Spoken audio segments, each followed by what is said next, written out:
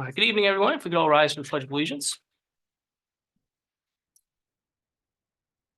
Pledge allegiance to the flag of the United States of America and to the republic for which it stands, one nation, under God, indivisible, with liberty and justice for all.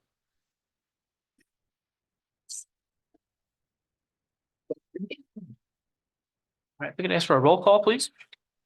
Mr. Dixon, Here. Mrs. Diglio. Here. Mrs. LaFois. Here. Mrs. Teets. Here. Mayor Kus. Here. In accordance with the Open Public Meetings Act, notice of the special meeting was given to the two newspapers of record and posted on the official bulletin board on February 9th, 2024. Tonight is our budget meeting, and we will begin with DPW. All right, Mayor, we're gonna start off with Public Works, so Kenny and Adam can come up. We'll start with them, and we'll jump to recreation and then water sewer.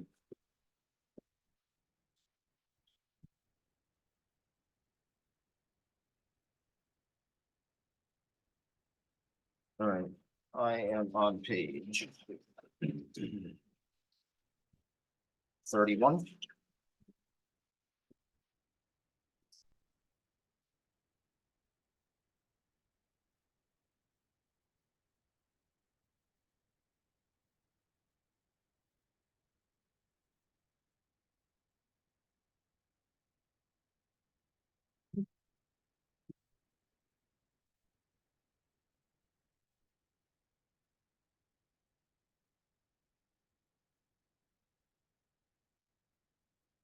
The regular salary increase, is that because we hired anybody or is it just, contractual raises?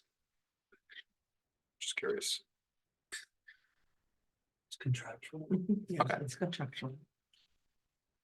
Except for the part-time number. So that was an additional.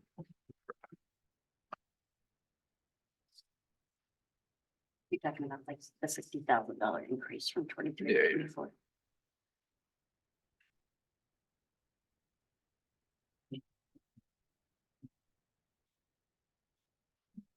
I assume, yeah, this.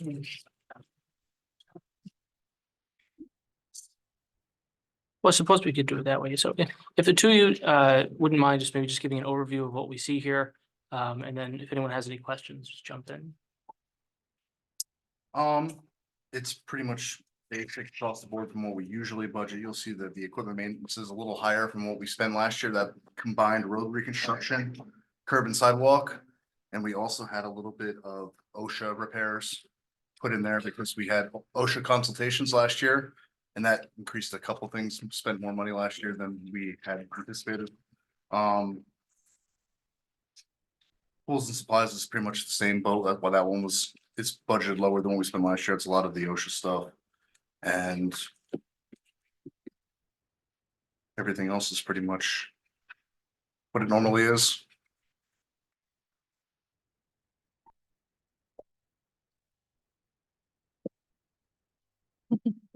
Any questions for anyone on page 31?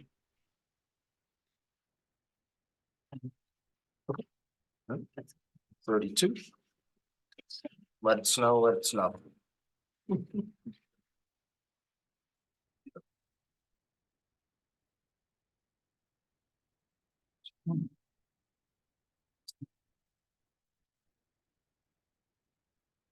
I will say on the snow that we're budgeting higher for salary for the overtime because what we got already this year is spent on weekends and Sundays and Saturdays and all been on overtime so far. We haven't really had any daytime anything yet so far, so that's why that's increased higher this year.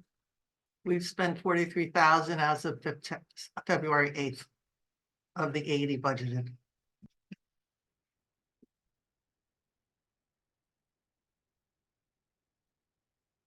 Is it 43? Already. 43,000 as of February 8th.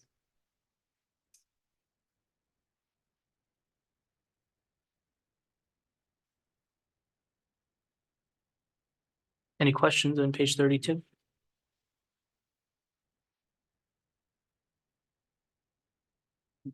All right. No, 33.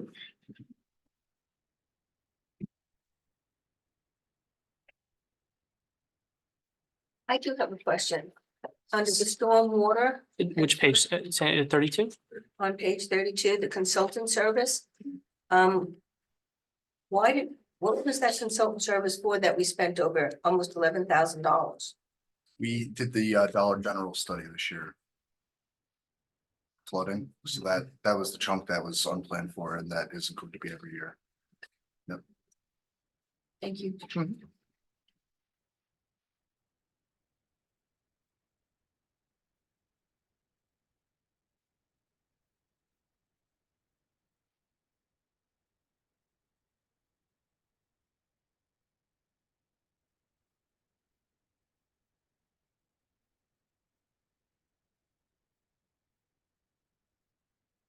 And there doesn't seem to be any major changes on 33 unless anyone has any questions.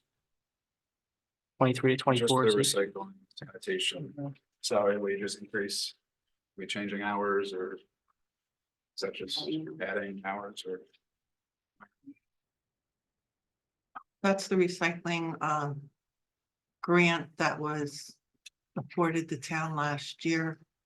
The stipend has been increased under the recycling sanitation. It's because it's first one in New Jersey to get this food composting, et cetera.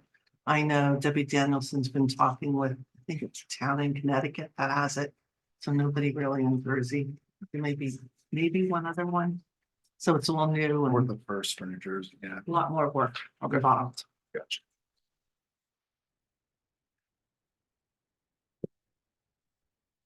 Any other questions on 33? All right, Jump to CIF.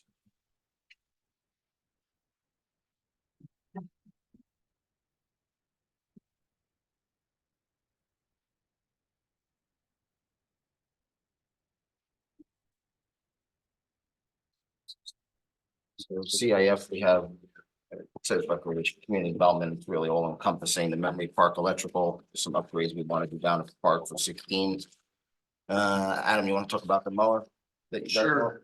The mower is a Exmark C-Series 96, like contour mower for Brock for the parks. It's a lot bigger than he's ever had and it contours, so he won't scalp it when it's on hills and things like that. And he can mow the parks a lot faster being a one-man crew, so he has time to do the other stuff, so he can keep on top of stuff more. And the electrical, if any of you have ever seen the box over by the football field, like the entrance to the pool, pretty much the exact same thing put over by the baseball fields, as well as some outlets and things put by the basketball courts. That way for events, we have more electric. That's smart. Will it give the lights in the parking lot too there? Like when we do National Night Out and stuff, there'll be some or not. Nope, just more electrical. I mean, I can look into it, but yeah, no, it's. I just know that was, a situation last year. It was like, oh, if we. We will have the lights. capabilities to add it once we get this box, so. Great. All right, so that was it for Adam for CIF. And then in capital 2024, first sheet.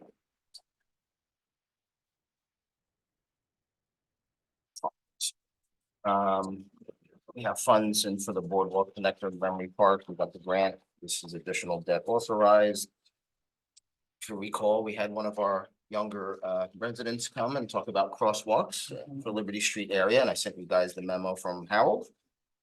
So we're going to move forward on that project, which I think she'll be very proud of that. So that's the 40,000 that you guys got emailed to you.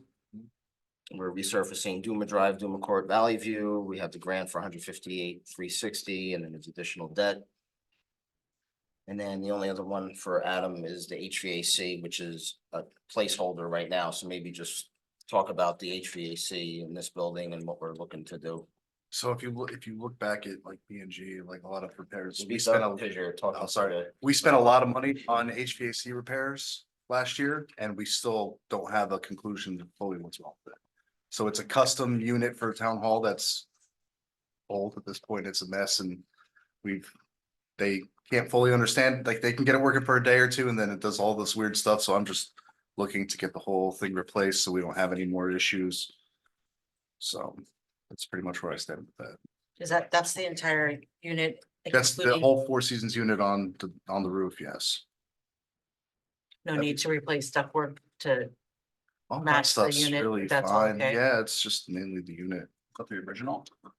It went home. It's, I believe that one was put in either 2004 or 2005. So, and there's actually 3 years in, there's been issues ever since, whether it's with the control board in the closet or with the controls up on the actual unit. It's actually been a nightmare unit. so it's already 20 years old, it's end of Yeah. useful life anyways. I was explained a lot of the problems with it. I couldn't repeat them to you because it was like Chinese to me. I don't know anything about HVAC to that extent, so, but it was something different every time he was here, and we had the HVAC guy here for like weeks at a time over the summer, so. So in looking at the road improvements map that was sent out to us March 7th of 22. Understand that we have plans for Duma Drive, Duma Court, and Valley View Court. Babbitt Court is in the same neighborhood. It's an offshoot of Duma Drive. It looks like it was resurfaced in 2004, which was the last time that Duma Drive was also done. Just wondering if it would be reasonable to throw Babbitt Court in as well, since it's in the same neighborhood. It's attached to Duma and was resurfaced the same time. It's up to you guys. I agree. If you want me to ask Harold, it'll be dead, but I think we can add. Look into it, see what the price is though. It's up to you guys. The smallest street in that development, so. Might make sense. Yeah. Rather than. Alright. I'll ask Harold to do that.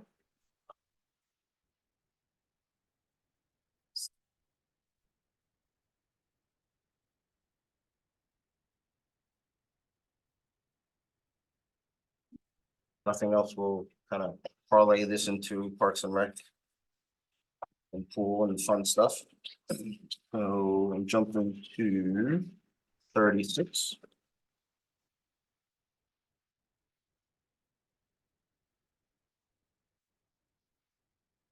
Guys want to come up? Closer to.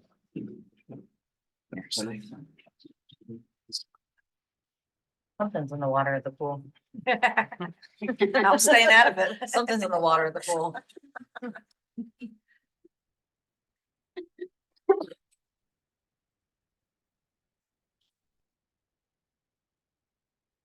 So page 36 is recreation.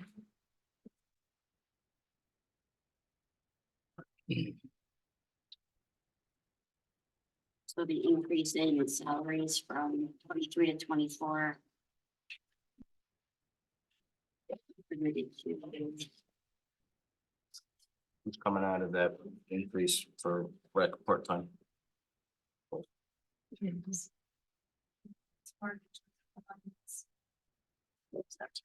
Let's speak up so I can. So there was some market adjustment of alignments, to better assume that they're actually doing their roles. Oh, okay. So that was for that.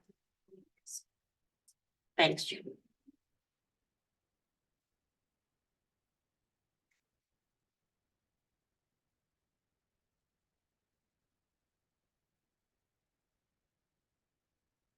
Or 37. At 36. Anything else? All right, 37, let's talk pool.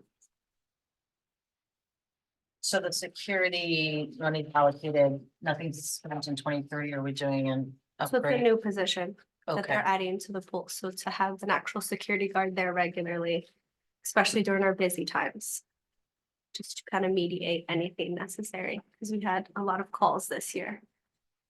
So can you talk a little more about that, like the calls with, to have officers come to the pool to handle several situations, and Remove the microphone closer, so. we thought it would be better if we had a security guard there. As often as possible to help mediate those situations, that we wouldn't have to constantly be calling in. For whatever it may be. so at this cost, though, this is not We're like. looking for coverage, sporadic, Yeah. yeah, it's, because I'm not looking, I pay enough for a security force next door, so I don't need to have two security forces, but It's not like a SLEO, this is like a. yeah, this is, right. Like a contract, like Have an employee who's gonna work part-time, who's gonna keep an eye on things and be one extra set of eyes, but it's not gonna be for every hour that the pool is open. It's not realistic, right? Not realistic. Yeah, specifically just the busy hours. We're looking.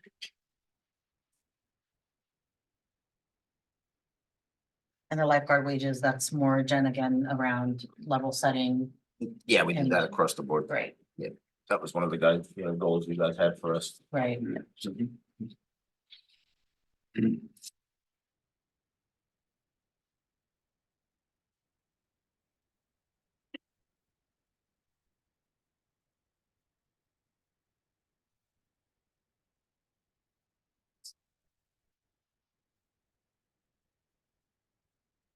Nothing else on pool. We'll come back to the pool and the CIF, but we'll do 38. Parks and play.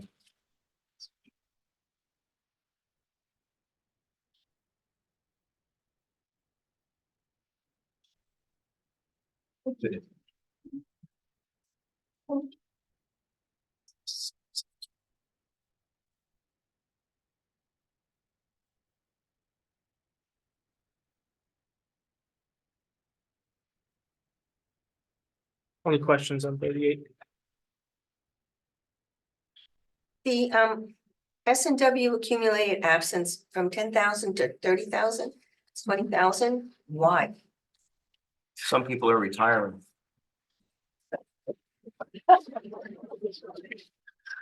Basically, we have a reserve of just over 200,000, and between Lieutenant Mueller and the chief going out, most of that reserve is going to be totally gone.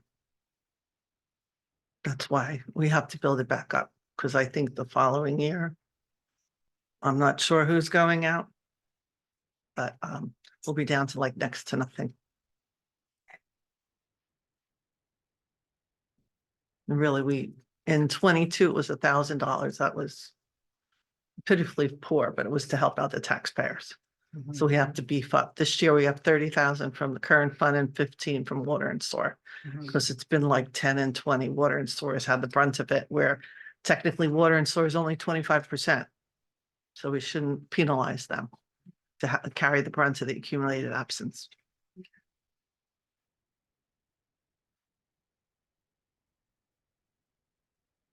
Smart planning.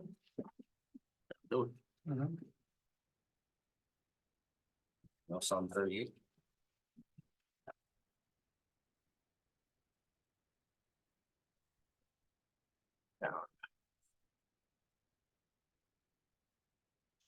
All right, so in the CIF.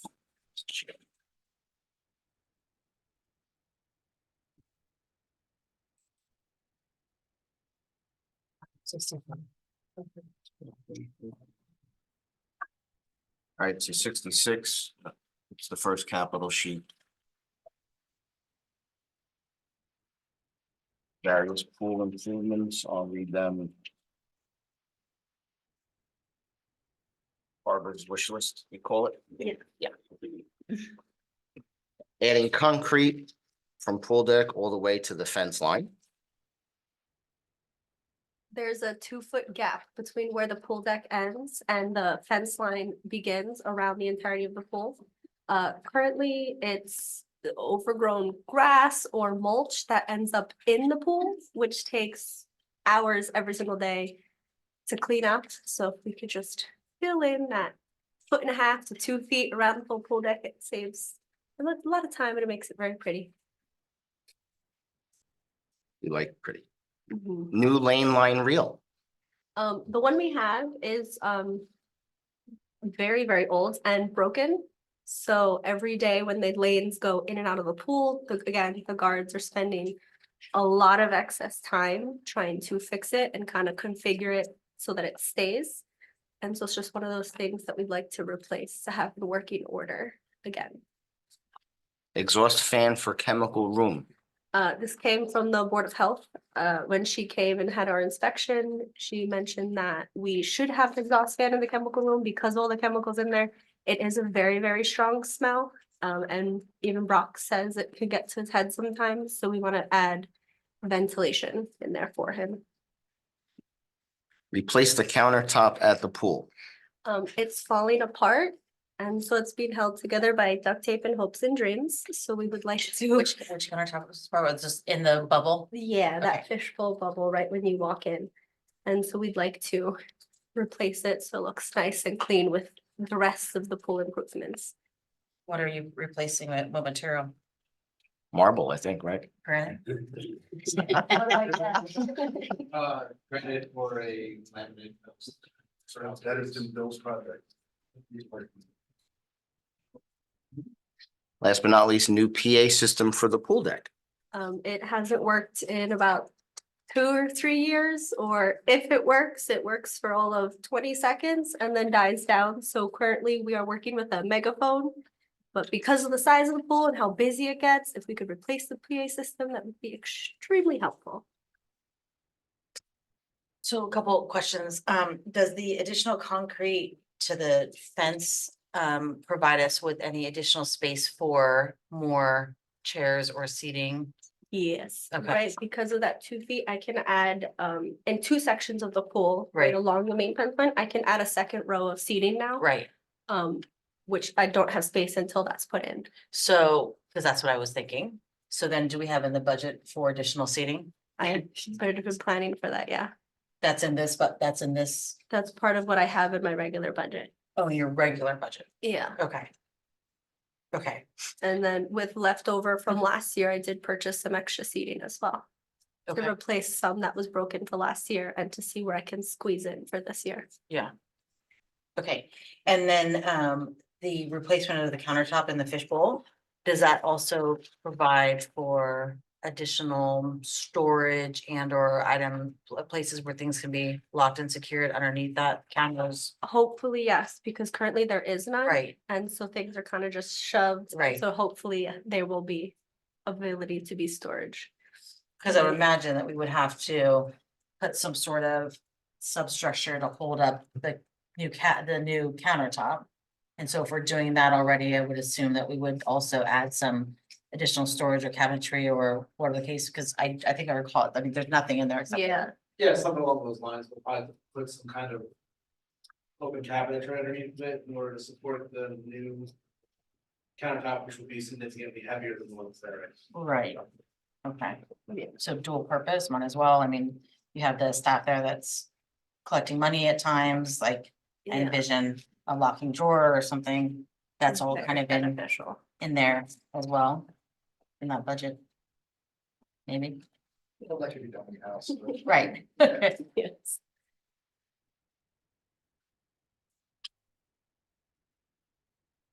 I mean, the rest of it all makes sense. Is the lane line reel typically used for regular pool attendance, or is that something that's used mostly when swim team is there? So it's in the morning for swim team, and then in the after, right directly after swim team, there's lap swim, so adult swim, and then so it's used for that as well. Okay. And then it's, so every single day it's used up to 6 times, 7 to 10 times, but it's, In and out, yeah. yeah. Seems to all make sense to me. Little improvements. Yes, which we should be doing over time. That's a big investment that we made.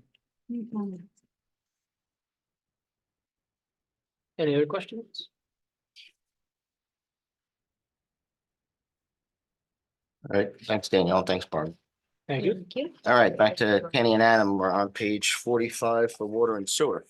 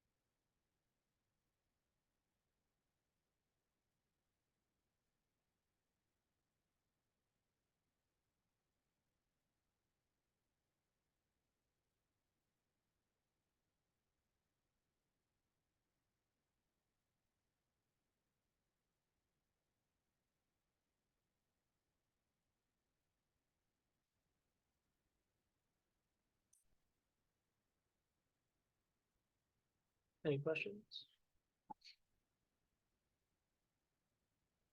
Revenue budget's pretty straightforward. Expenses 46.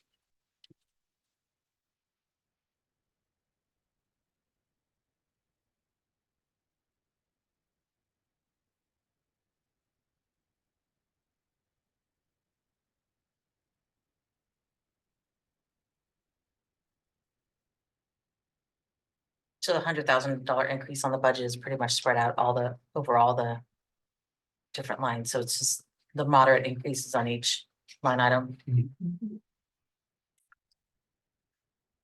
We also had the water overtime. We've incurred, quite a bit, a lot of water breaks. Kenny, you can elaborate on that. Yeah, we actually had a bunch of big ones. We don't know when they're gonna hit. We've had them Sundays, Saturdays, holidays. We probably had a good 12, 14 this year. Some are quick. A lot of them have taken up all night. We had a Sunday one that took like 16 hours. So that's where that increases. We have no control over when something's gonna break. And a part of their contract, they get 3 hours for a call out instead of 2 now. Makes a difference. Big difference. Water overtime today is 17,000.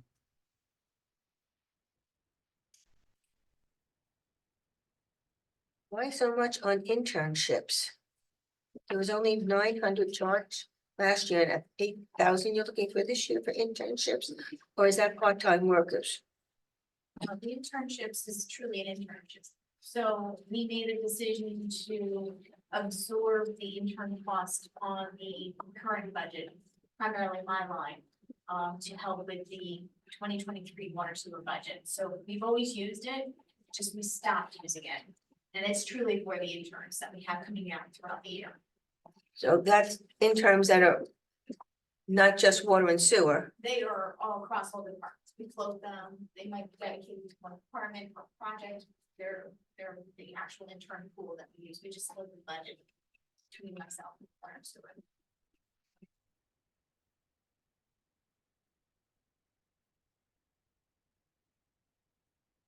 Any other questions?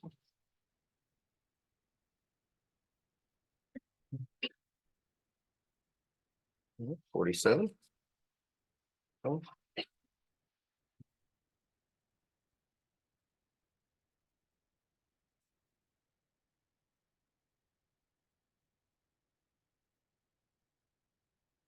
Anything there of note that requires a call out? That's That requires a lot. a call out, like anything that in particular you want us to, on that page, no. right, pretty straightforward. Yeah, no, that page, no.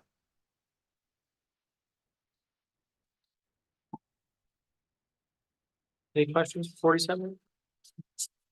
Good. All right.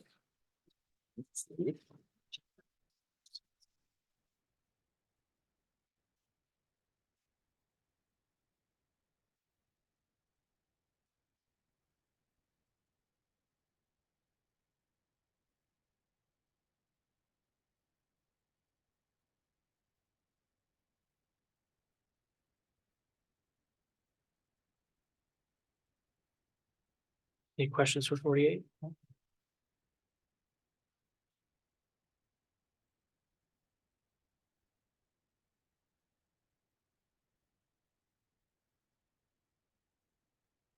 So historically, the meter repair and maintenance is normally about 8,500, but last Yeah. year it Part of, spiked. yeah, that where you're seeing that 37, Yeah, we actually charged meters this year towards that. We were a little bit low in our capital outlay where we pulled that out.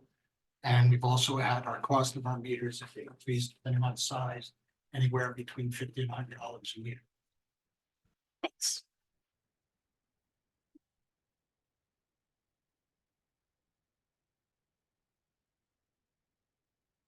Any other questions on 48? 49. Sewer.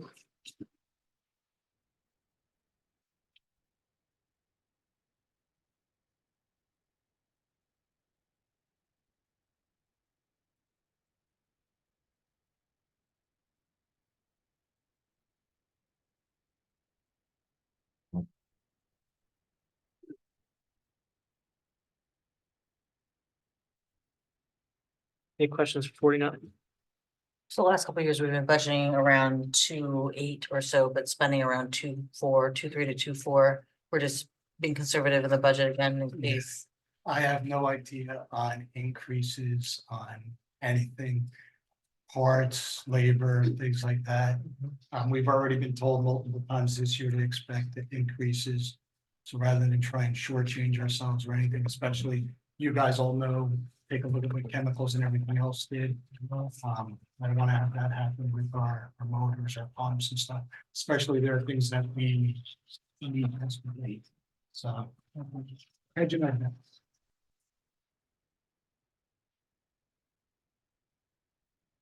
Any other questions for 49?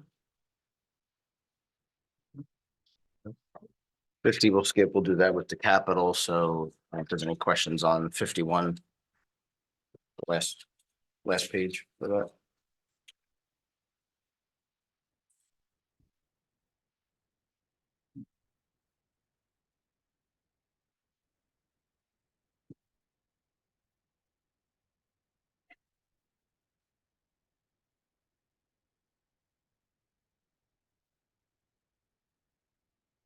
Any questions for 51? All right, so we'll go to capital for water sewer. Big sheet. All right. All right, truck replacements, we're replacing a 2009 Chevy Silverado and I think a 2010, right, Kenny? Yes. Both are rusting out, so we need to replace both vehicles. Spare pumps and motors, replenish spare motors and pumps. The sewer plant inventory is low, non-existent, right? Mhm. Additional monies for the TTHM study and mitigation, previous 100,000, another 50,000. Our limits have been pretty good, but we just want to hedge our bets on that. Murphy's Law. Let's talk about the 1.4 million. That's a big nut. We got the 2 new sweepers. Elgin Pelican Street Sweeper. And the Elgin Whirlwind Vacuum Street Sweeper, and then the combination jet vac sewer cleaner. So maybe Monica can speak to the financing that we're looking to do on that. The projects are pretty straightforward, but we're trying to be creative on the dollar end. 1.4 million, we're going through NJIB. NJIB has a water program, Clean Water, which covers the sewer. You can apply with a minimum application of for $500,000 and get up to $2 million principal forgiveness, right? Fiscal year number 2 ends June 30th. So we are pushing very hard.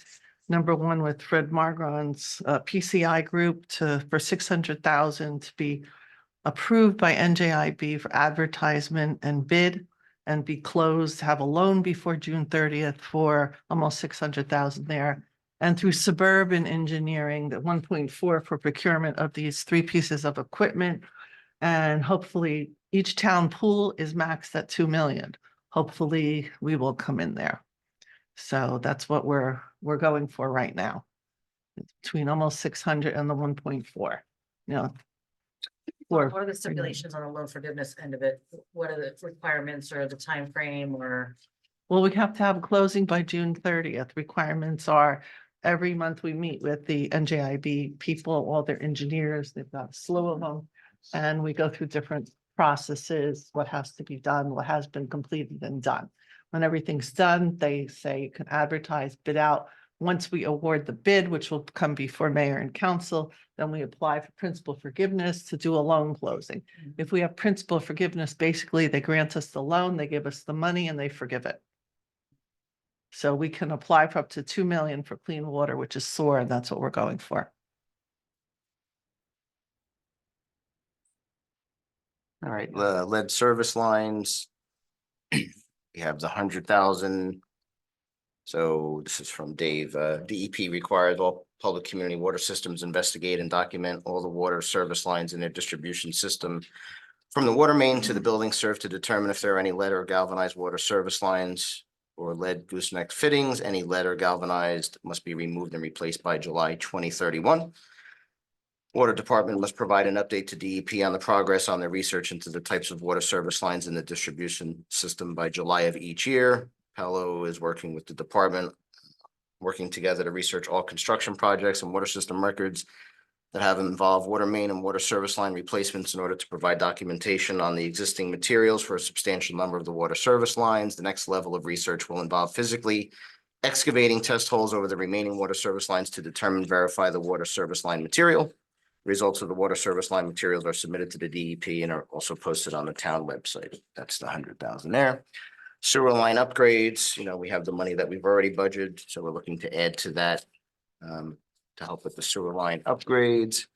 First stage check valve sewer plant, 150,000. This is from Fred. The 3 10-inch check valves attached to the main influent primary pumps have been inoperable since 2014. Without the check valves in operation, there is no way of bypassing the station, and it's difficult to perform maintenance repairs and isolate each pump. With the check valves inoperable, the operation selection of the pumps must be performed manually rather than in auto mode. Recent increased influent flow to the plant have also further increased the need to replace the valves for operational efficiency. So that's that one. Water main upgrades, Mason Ave. This is from Dave, 350,000. The existing water main in Mason Ave is only 4-inch in diameter.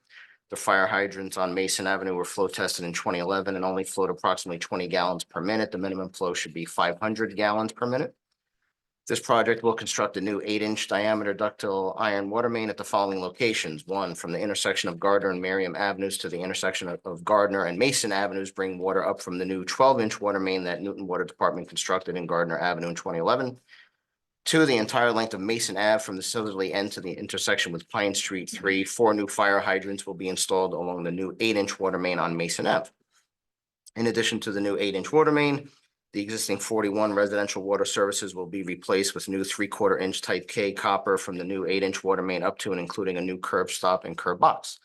During the excavation for this work and water service line material on the customer side of the curb box will be verified so the lead service line inventory documents can be updated in this area of the distribution system. Last one, replace upgrade valves and piping water treatment plant.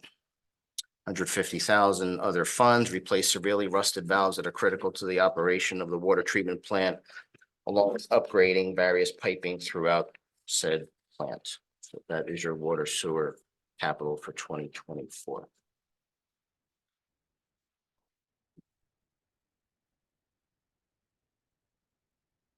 Any questions? Just one. If we knew about the first stage check valves being defective, not working properly in 2014, why has it taken us 10 years to want to replace them? Why wasn't this done sooner? I can't answer to before I was there, but the plant still functions with the way they are. We just have to do things differently. We have more important things come up that took precedent as far as getting those done. Now it's to the point where we really don't want to wait anymore, make it easier on the guys whenever we have to do a changeover. A rapid pump has to do any kind of work, pull a pump or anything else like that. So that's the reason why we're doing that now. And we waited on that because we had other things between brick collectors, firefighters, pumps in our inlet building, things like that. Those were more important because those needed to be done right away. We couldn't function without those, where we could continue to function with these.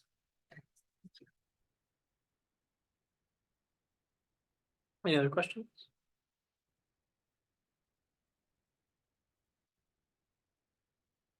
Good.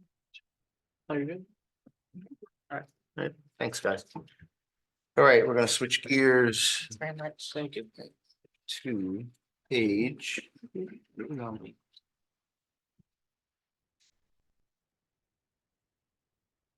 Page 28. Police, come on up. Current chief, future chief.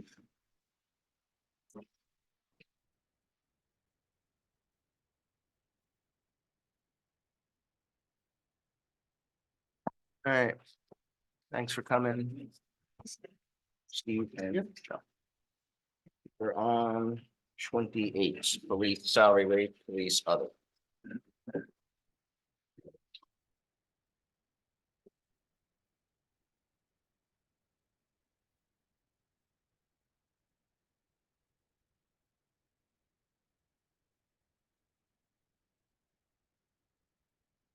Moving in general Want to give a Around. general narrative about the status of the department, the good, the bad, the good?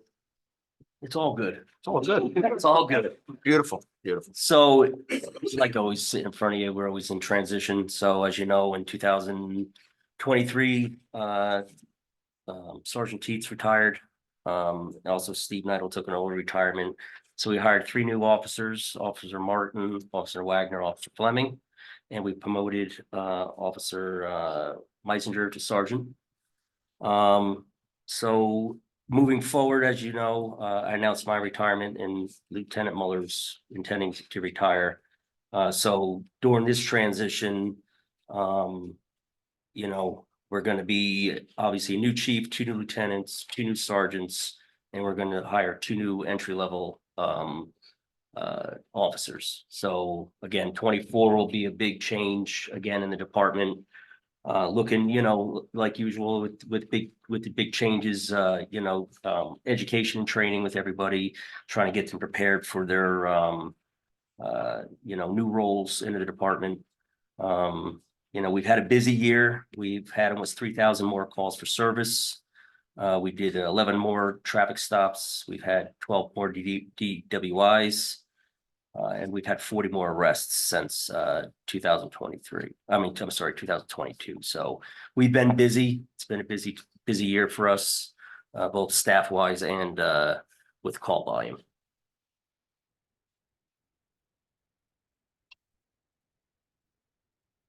For the equipment maintenance, Steve, that almost doubles, is that? Yeah, you want to say what's in the equipment? Yeah, so we had if you look on police and autos and equipment, so that used to be for 2 police vehicles that we paid off. So it's kind of like fortunate that so our server for our body worn cameras and our MVRs, our mobile video recorders, it has to be replaced. The company really wants you to get away from on-site servers, want you to go to the cloud. So like everything with technology, the you know, prices have increased substantially. Something that, you know, we're paying $25,000 for a server, you know, now there is a 5-year deal and it's up towards 100,000. So going to the cloud actually will save us money. It'll be like about 95,000 over 5 years. So that's part of that increase. And then the other part of the increase is about $9,000 for moving towards the tasers. So a select you know, officers will have tasers as you know, another means to you know, handle situations instead of using deadly force, another on the use of force continuum. So just giving the officers another tool in the tool belt, trying to avert tragedy. Can you go back to the increase in the 3,000 more calls? It's like, I don't know, a little bit less than 10, but let's call it 10 a day or something like that. Right. I know you went over some of the highlights of like Mhm. some of the call areas, but is that a trend is this a 1-year blip? Have we been seeing this trend? I'm sorry, I It's- can't recall. It's been increasing. I mean, obviously, you know, with, you know, all the new influx of, you know, buildings and, you know, residential and commercial, 206 is bumper to bumper every day out there anymore. It's just, you know, we've just become a more busy place than we have in the past. And that just is leading to, you know, a larger call volume.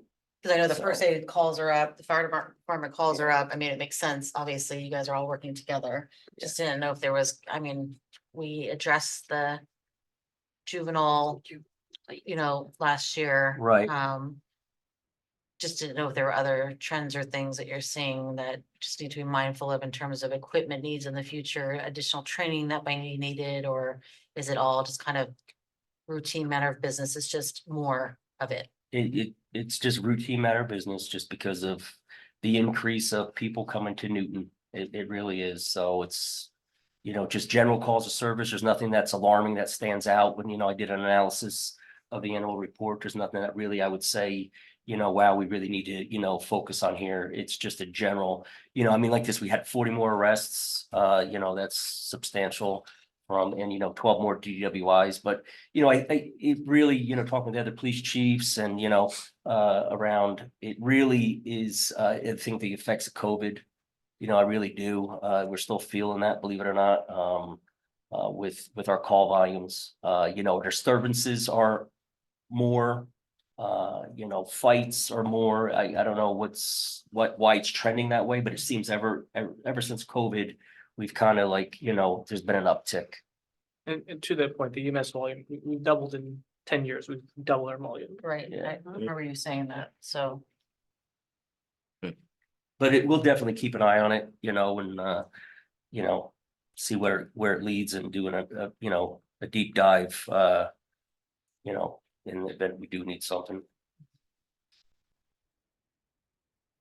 Quick question on the overtime. Mhm. You're anticipating you would charge 203,000, 270,000 next year, was this year? So, Officer Harvey's deployed right now. So he's going overseas. So we run 4-man squads with a 3-man minimum. So when anybody's off on that squad, it's going to be an automatic overtime.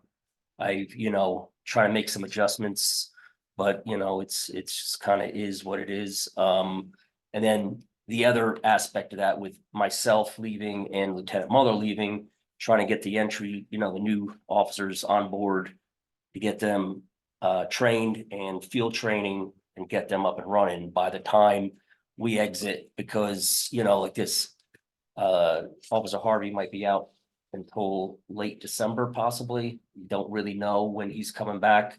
And then with Lieutenant Muller, myself being out, now you're 3 officers down. So I think that was kind of built in as a buffer just in the event of, worst case scenarios. If I speaking correctly. Also, if an officer gets hurt, Correct. they get their full salary and whoever covers for them gets overtime.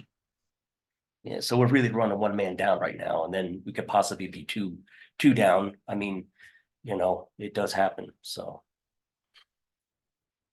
And to this point, the SRO position seems to be working out well, because I know that the school district funds that in part. Do we anticipate any adjustment in that, or is that seem to be fluid so far? I don't see any adjustment in that. It's fluid. The school is overwhelmed with happiness about what's occurring at the school with Officer Bellis. And, it's helping us out too. He's handling a lot of juvenile matters that usually the detective bureau would handle. Mhm. And also he's diverting a lot of incidents that would involve police involvement that is not now, because, we still have our juvenile matters, don't get me wrong, but a lot of it's he's being able to defer. So it really helps the detective bureau out to focus on what they need to do. And, they handle serious juvenile matters, but the minor things he's able to handle at the school level. So it's really been helpful on both. It's a great partnership. So I really thank the town council again for moving forward then. Thank you. And I do hear positive comments at the school board meetings that I attend now, so I think it is a mutually beneficial, like you mentioned. And, we always had a great relationship with the school board and the superintendent, but I really feel that with the implementation of the SRO, it's really gotten better. We do a security meeting, usually every month, but, every other month, we sit down with the superintendent and principals, vice principals, and, we go over school security problems. So the relationship has really grown. This might be more of a logistics question, but during the summer when the school's out, how is he utilized? So he's gonna be floated back onto the road like Okay. this, fill in a position where, we need him, like this, Officer Harvey's still deployed. Mhm. We'll be able to float him into that position to cover that for, 2 months in the summer roughly. So that will, where he'll be used. Okay. Just again, try to keep our costs low, put our manpower where we need it most. I've actually heard from staff at Merriam that they really appreciate his presence there and that he interacts often with the staff and is always talking with them about protocols and security and number, emergency preparedness and doing some of that unfortunate conversation that needs to happen in today's day and age, but that is I think just also a positive, building relationship and then when the department goes in to do programming, it's not, oh my gosh, the police are here, it's, oh, and additional officers are here, Yeah. to build on the relationship, so. And they actually wanted to get bleed kits for all the classrooms in the school, tourniquets and gauze, and so he came to me about it, and I had money from a community grant from Newton Medical Center that was we're gonna use from Narcan, but the state started funding our Narcan for us. So I had this money laying around and I said, hey, why don't we use it for the schools? It'd be good, again, our partnership together. And, so, we were able to buy, a significant amount of the bleed kits for the school. So again, I'm working as a partnership together for our communities, they're really been working well. Council meeting too. That's great. Any other questions on 28? What about the autos and equipment? We spent 31,000, almost 32,000 in 23. You're not anticipating? Are we moving that in 24? We used to finance our cars. And now we do buy them through capital. So this was a line item that was the last of the cars that we financed and they were paid off. So again, I took that money and I reverted it to my equipment maintenance for the tasers and the cloud server for the body worn cameras and the MVRs. Thanks. You're welcome. Any other questions for 28? All right, 29 CENTCOM.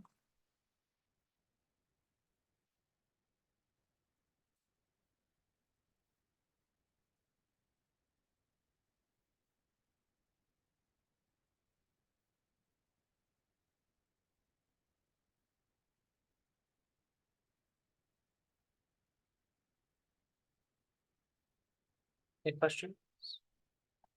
No.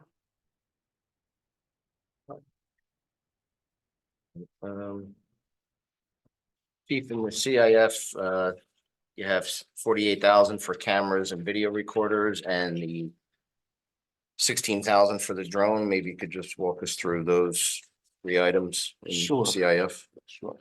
So we have a town-wide, business district camera system.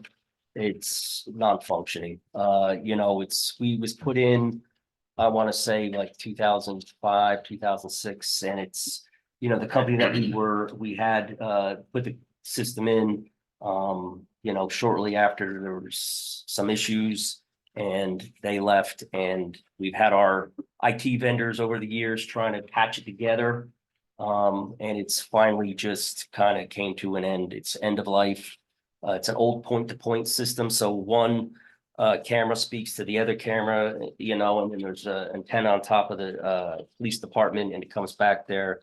Depending if there's a shadow or whatever, it wouldn't work. And now it's just beyond. So I'm looking to replace that system. And then our mobile video recorders in the car, again, are end of life. I was fortunate, I was able to buy 3 from Sparta, who went to a different system. They were brand new in the box. I got them half price over the summer, so I saved money on there, but I still need to replace 2. So that's for those 2. And then our video cameras around the building, again, were put in about 2006. So some of them are getting old. The images are blurry or faded. So, we need to have like a replacement process, in stages. So we're going to go around the worst cameras in the most vital areas. We're going to start replacing. So over the next 2 or 3 years, we're going to look to replace those cameras, and same thing on this side of the building. So the technology, since 2006, the technology in cameras has come very, very far. Even Very with far. residential homes, right? Yeah. So I'm curious about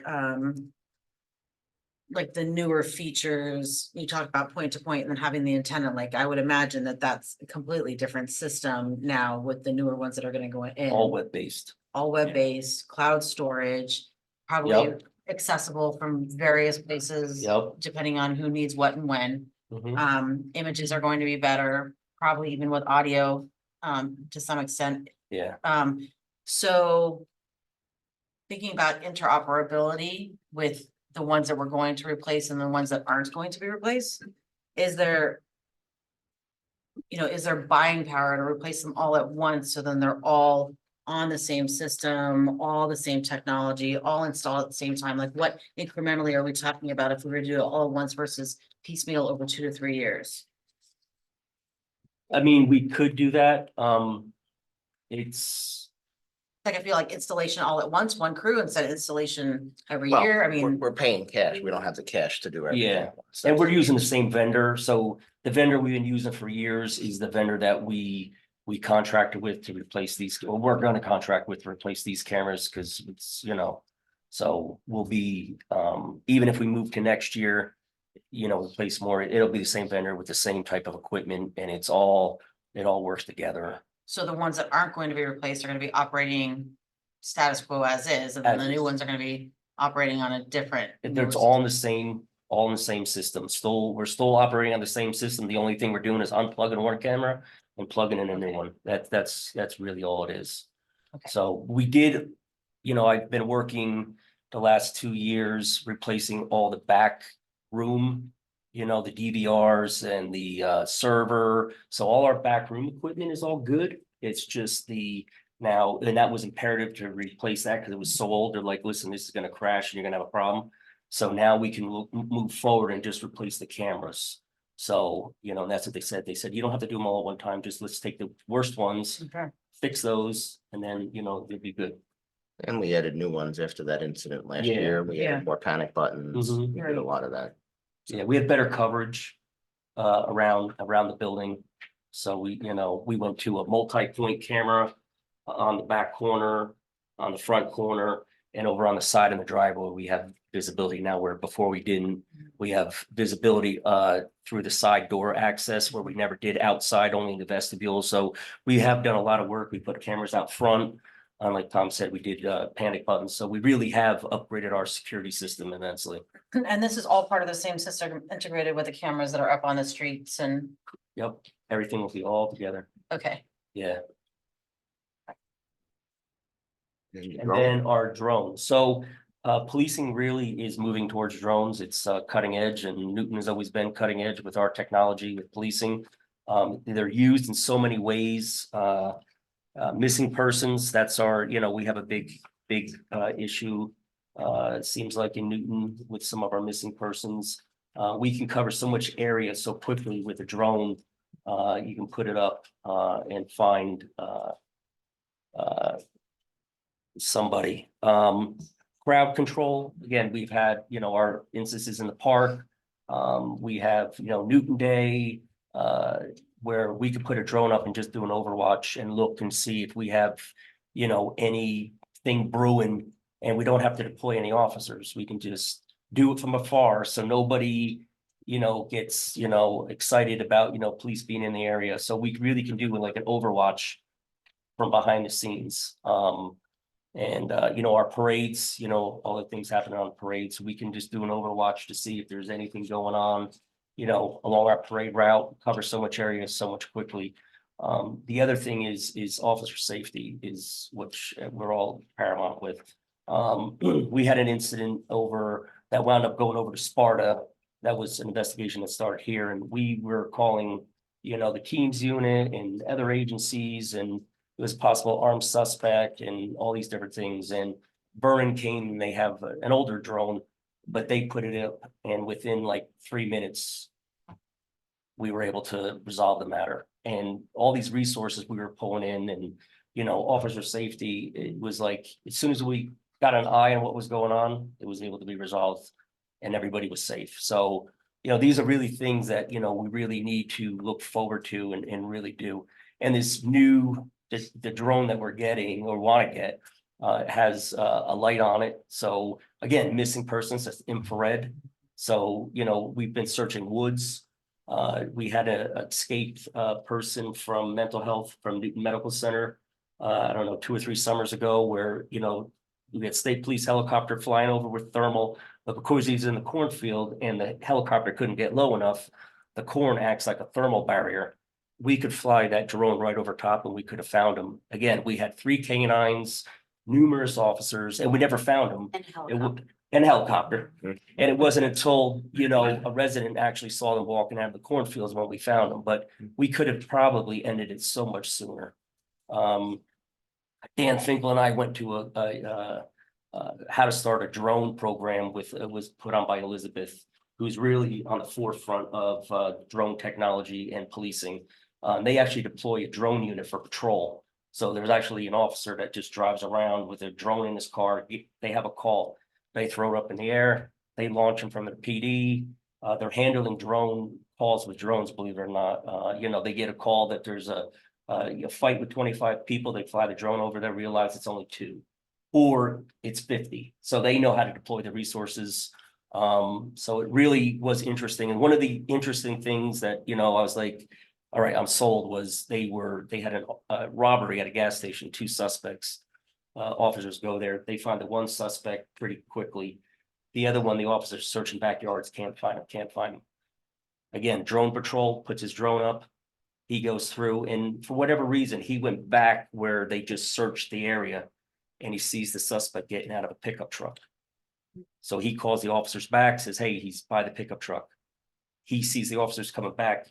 The guy gets back in the truck. So they're looking in the truck. They're like, he's not here. And he goes, I'm telling you, he's there. They leave again. He gets back out of the truck. They go back. Sure enough, he crawled underneath the seat. But here was an armed suspect. They were able to locate. And we've had bailouts with DWIs. Again, I kind of want to do the same thing, have a drone. I bought a training drone, and Dan Finkel and Pete Vex went and have their drone pilot's licenses, which will need to have a drone program. Just gonna ask that, yeah. Yeah, we've done a lot of legwork on it, thanks to, Dan Finkel and Pete Vex. They've really done a lot of work with this, and really brought it to my attention. But I want to deploy that drone when, get a couple of the guys, drone certified under their licenses. That way we have a bailout at night or, a missing person that, the officer can put up the training drone and at least start a search for the person. So, especially at night, the hunter becomes the hunted. It's so that's why, just to try to put officer safety out there.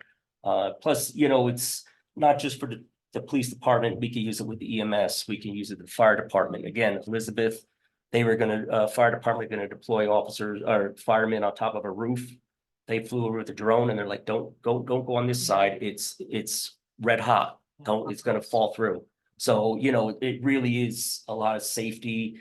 And again, not just from our police aspect, for fire EMS also. So you started mentioning some of the pieces that the drone had. So you said infrared light, video recording. Yeah, it has video recording. It has actually has a siren on it. So again, somebody that's lost, we can broadcast, talk to them, say, hey, if it's at night, put the light, hey, walk towards the light. If it's a siren, hey, head towards the noise, the siren, so it really has a lot of good features that we can use. So this is just one drone, right? We have 2 licenses in the department. We have 2 drone pilots that are licensed. So in order to have a program, you need at least one person to have a license. So I sent Dan and Pete Vex, so we can operate under them. They can have people under them with, So pilot everybody has to be trained. licensed, right? Okay, so they. Yeah, somebody has to be licensed to have a program. Got it. So we kind of already took care of all that because, I was able to afford, a cheap training drone out of my budget from last year. So I'm like, well, let's get this started. At least we have something, to do. But the one that we have now is, it's not waterproof. It's not, a little bit of wind. It's very, very small, so it really bounces around. The one that we're going to get, it's waterproof. It's heavy. You can hot switch the batteries, it's called. So if we're up in the air, we can land it. It has 2 batteries. So you pull one battery out, put another one in, pull the other one out, put the other one in. You can put right back in the air again. So you're down for like 30 seconds. That's so trouble. Where the other ones, you have to turn them off, change the batteries, reboot it up. Sometimes that can take up to 2-3 minutes and then go back up in the air. So, and again, with both of our drones, we can almost have, constant coverage. You put one up, put one down, so it'll, And I would imagine because we're far enough out that we don't have to have any FCC considerations like Elizabeth and others have with their proximity to the airport. I right. mean, right, so we are probably not subject to this same type of We do, restrictions, or do we have those as well? I can refer to Dan, we do have some restrictions, but it's not as much as Elizabeth, like they had to go for clearance Right. down there. Yeah, they had to do a lot of legwork. We're not gonna be restricted like that. Yeah. It's manageable for us. Yeah, we don't have to go that high, right? We don't have skyscrapers. 400 feet. Yeah. Yeah, we have that's all we can do is couple. 400 feet. That's it, so. Yeah. But like this, I mean, we have problems at Home Depot with thefts like this. Somebody could put the drone up and just watch, just do random surveillance and just watch and see if, they have any of these commercial thefts coming out of there. And so it's just amazing. If you really, look into it, what they're doing with drones with policing, it's unbelievable. Yeah, I read something recently, which is why I was kind of Yeah. go back and forth with you on it. 'Cause Yeah. it is interesting. It really is. And Elizabeth, what they are doing is like unbelievable, right? It's like how they Well, it's have, adding additional like people on the force almost. they're adding extra personnel Yeah. for Several. minimal costs. It Several really times. is. It's, Are the state police utilizing that? I think they are up and coming. I think they're trying to get. They're the trying to drone catch up program. to. Yeah, I mean, that would just make sense, because when you Yeah. have a, reported accident in the middle of nowhere, Yeah, like you said, get that drone up, get it out there. we've had tactical situations here in Newton where we've had other agencies come in and they're like, hey, do you have a drone? Can we put it up in the air to get some surveillance? And we're like, no, we don't have one. We're working on it. So, everybody wants that information, because information is key. And then you can appropriately, make the right decisions on how to resolve the situation. And like this, I was reading articles where they're actually talking to people through the drone. So now it's not, they don't have police officers coming up to them, and they're able to de-escalate and have a successful outcome on tense situations. So it really is, a good tool for law enforcement. Thank you. You're welcome. I like show and tell, so next time, can you bring a drone to show? Definitely. Definitely. We have to approve it first and then they. Good point there. That's why I said next time. Before we do the two capital, one for Dan, one for you, anything you want to say on page 35 about animal control, your new favorite department? So animal control, as you know, I took over animal control, I believe it was in October. So we were able to get, I was able to work and get some other towns. We were with Frankfurt. We had a shared service, and now we have Branchville, Hardwick, Stillwater, and Sussex. So we have a total shared income with those towns and Frankfurt for roughly $46,000. We have Jess Valero, who is our full-time ACO. We hired and Meg O'Grady is our part-time on-call certain days of the week and every other weekend, trying to give Jess a break. And then we just hired another part-time ACO for 15 hours. Due to the fact that there was an incident with Jess, I believe she was bit and she was out for like a week. So before Justin was on board, it was like scrambling, trying to cover. Meg was covering, but she's got another full-time job. So I really needed somebody else to kind of fill in if we lost Jess. So that's why we hired him. Our kennel, thanks to Adam and his staff, have done a phenomenal job with our old bathhouse down at the Memory Park. We hopefully keep our fingers crossed it's done. On the construction side, I just submitted all the documentation with the assistance of Pello's office to the Sussex County Board of Health to get our certificate so that we can function as an impound. So that's exciting, up and coming. What's gonna be the capacity in the shelter? So we can, right now we have two kennels for dogs. And then we can house up to like 12 to 14 cats. Usually our big issue with the dogs is a found dog. And the owner, we can't locate the owner for several hours. We were having to partner with Father John's or Green Dog or another municipality to house those dogs. So that's, and then have had some dogs where we've had some issues with licensing and vaccinations running loose, where we've had to take custody of those dogs. And then, we're paying, again, those other entities to house those animals.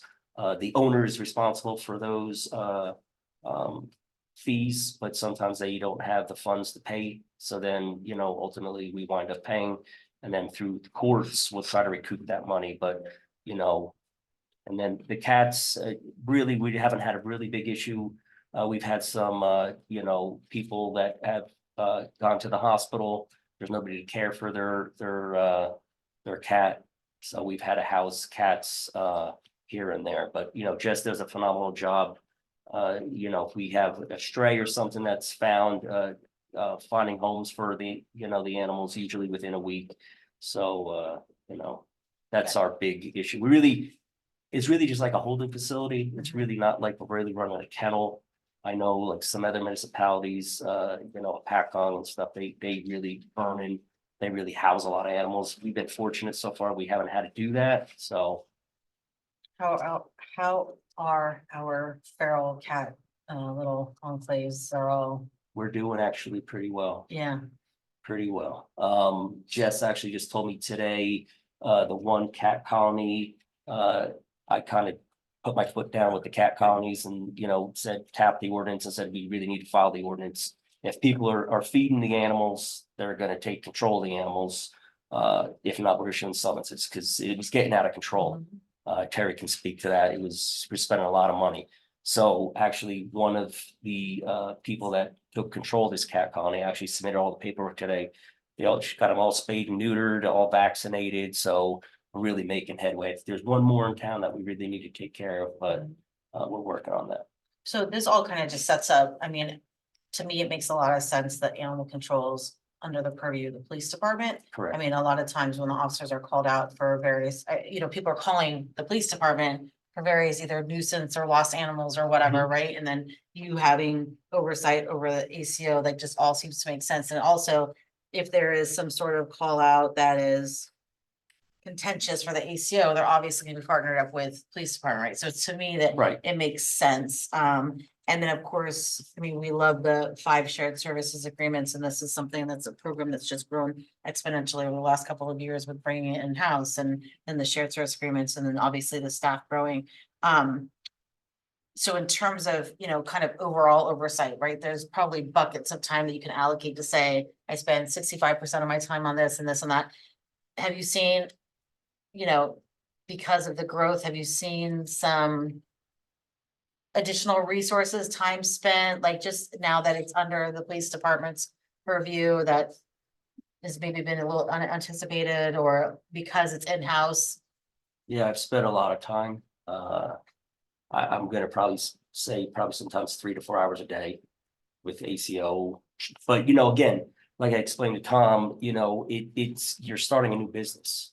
So we've really, Terry started it, but now, to bring everything to finalize it, it really was a lot like this.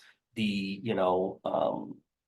animal kennel, learning all the, ins and outs and the necessities and, the regulations and, buying animal kennels and what you need and ventilation and like, all these different things. So it has been a lot, policies and procedures and, personnel and getting everybody on board, trying to follow the policies and procedures. So yeah, it's been a little bit of a learning curve, but like I further explained to Tom, I think you know, as this progresses, I think it'll be a little bit easier. You know, it'll be less time, just, just kind of like the police department, kind of like everybody knows what to do and run. So I think that it'll be moving forward pretty well. Before I have Dan talk about the ICS, I just want to mention the detective vehicle you're replacing. Yeah, so our one detective vehicle is a 2015 Ford Taurus. It has over 100,000 miles on it. It's getting time. Just getting old. It's got a lot of miles, a lot of hours on it. It's Fords are notorious when they get a lot of miles, they start having a lot of mechanical problems. I just was talking to Lieutenant D'Annabelle today. It's like, we haven't put a water pump in that car yet, and they're notorious for water pumps. That's $4,000. We just brought another car up to the dealership for a axle and a lower control arm. That was $2,200. So these are, these costs that you incur as the vehicle ages. So it's just really time to just get and replace it. And again, with trying to replace vehicles, the dealership we got the Tahoes from, sent out a memo and said, hey, there's only 100, we were only able to get 103. That's it. So first come, first serve. Vehicles are still very hard to come by. Ford still has their issues, supplying cars. If you placed an order in 2023, you'll get it 2025. So, so I don't even know if and this is another reason I'm asking for it, because I don't even know if we do get the funding, if I'm able to get a car. So that's the other issue. It's just been really difficult. Even with our Tahoes, they're not even on the road yet. Been dealing with upfitters, and they can't get parts and light bars and radios. And so I just went to another upfitter. Hopefully in the next 6 to 8 weeks we can get those on the road. But in June we'll have those for a year now. So it's been very frustrating, even when you get the car, that you can't get the equipment to put in it. So it's just again, effects of COVID and supply chain issues and chips, and so it's just been difficult. So that's one reason why I'm asking for a car in 24. Hopefully, fingers crossed, we can replace it this year.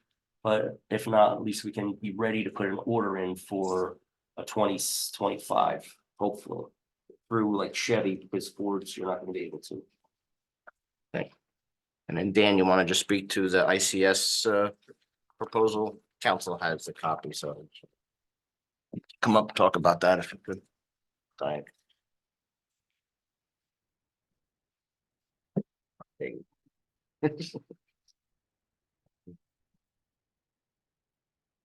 How much time do you have? Because I'm very enthusiastic about this. So 10 minutes. Dan can talk when he's enthusiastic. yeah, I'm very excited. So I will keep it short because I know probably a lot of you do know at least a little bit about it. But the ICS system that we're proposing is what we all know as our Zello app that our first responders have been using. We've been using it for about a year roughly or so. Got a bunch of great feedback from it. What it is essentially an app that we have on our phones as first responders, and we have access to all of our radio channels and communications that we use as first responders. This has been great, not only for example, fire and EMS. I know EMS, it's something where, it's much more convenient to have an app on your phone to sign in to respond to a call versus handling, bringing home a portable radio, et cetera, having things in your vehicle. So just the convenience factor alone. Fire department, same thing.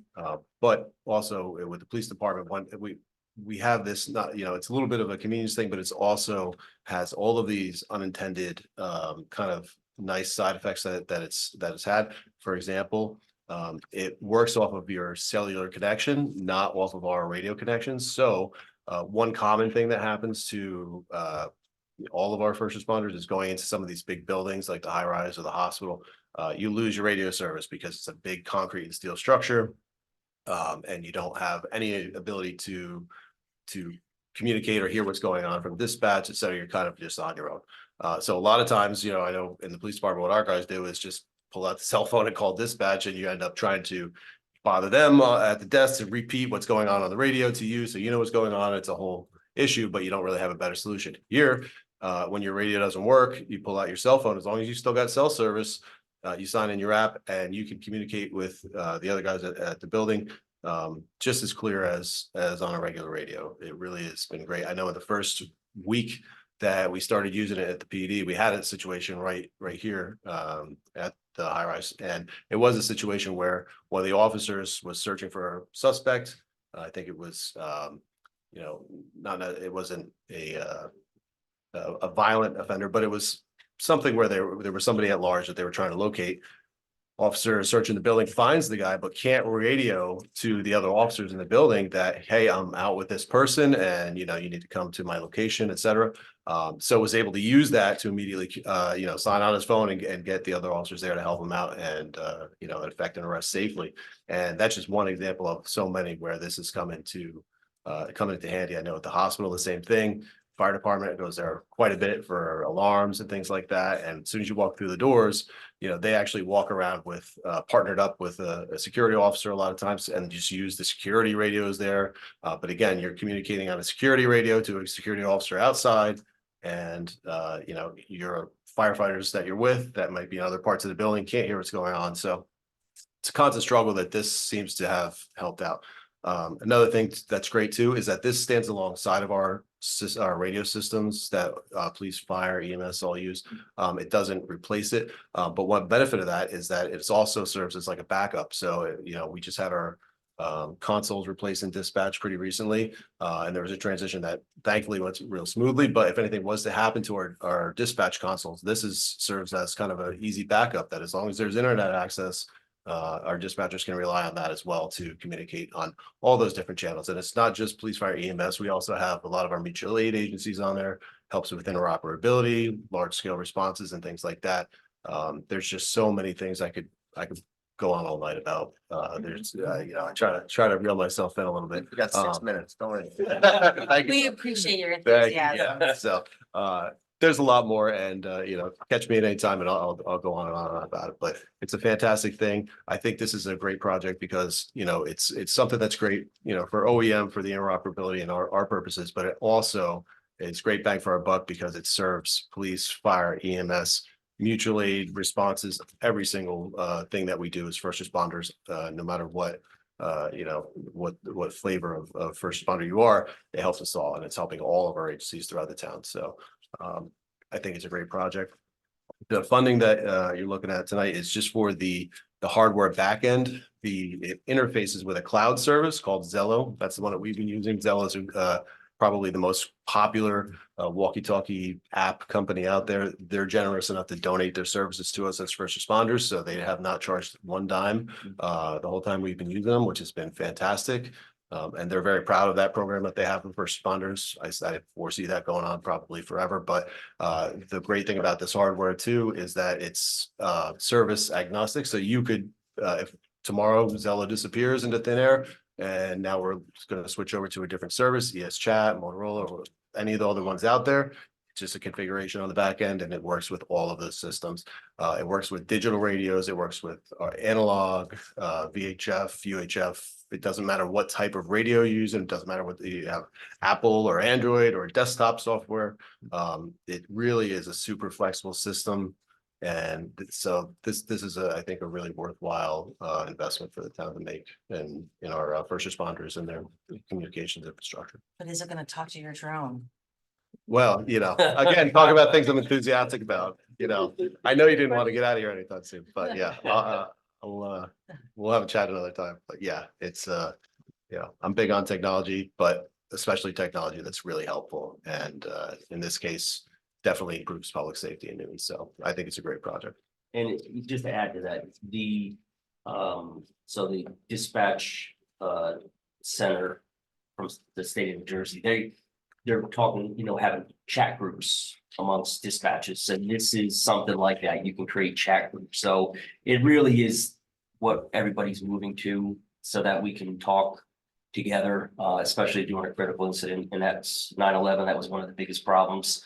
You know, one agency talked to the other agency, and being a rural community, you know, we're gonna have to rely on all our other law enforcement partners throughout Sussex County, you know, if there's a critical incident. And, you know, unfortunately, some of our, you know, other agencies, we're not gonna be able to talk to. And like this, we're gonna play the game telephone, go into their dispatch center, and then, you know, relaying. And, you know, information again is crucial.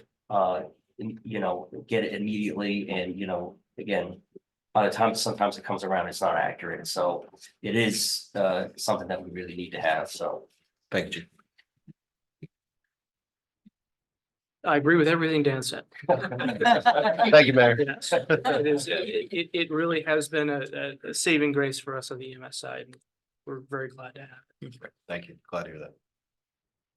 That's good for PD. all right. Thank you for your time. Thank you. Good night. Steve, your last budget, Yeah. are you sad? That's it. Make the motions. Dan, if I could ask maybe just an OEM specific question. Yeah, sure. So when Sergeant Teets retired, it left you guys with two, yourself as a coordinator and Jason Miller as the deputy. Right. With you increasing in your role in the department and he now being the fire chief, are we concerned about maybe a shortage in that area? You know, no, I think it was nice to have, you know, 3 people in our department. You know, obviously, we don't have any full-time employees or part-time employees. We're all, this is something that we all do in addition to our full-time jobs.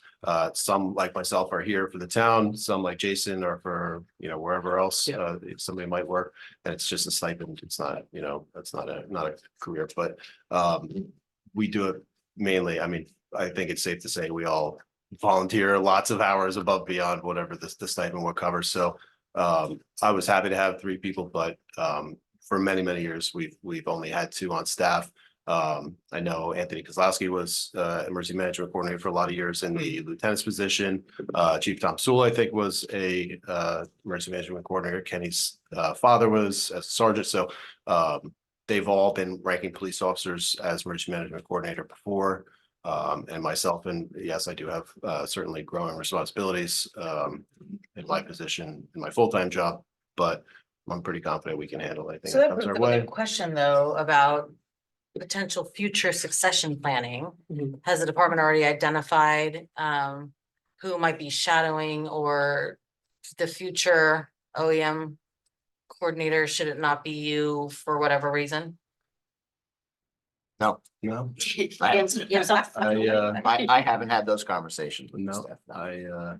we're not there yet. yeah. I mean, you know, I've been on the OEM staff since I think 2006. So, you know, Jason, I think has been on since 2008 or something like that. So, you know, we're both pretty experienced and, you know, I don't think any of us have any plan on leaving, but you're right, there are all those possibilities and things in the future, the unknowns. So, you know, it's worth a discussion. I have 4 years left before I'm eligible to retire, so. I did I not have use a the lot. R word. No, You brought I it up. did, yeah, I know. Right. But yeah, I mean, I'm very happy, you know, with Jason, he's a great person to work with, but it is something that we should talk about. I'm sure Tom's got it on his radar. Always. Yeah. Thanks, Dan. Thank you. Mayor, if it's okay, we'll Tom, would we- All right. Good evening, everyone. If we could rise for the Pledge of Allegiance.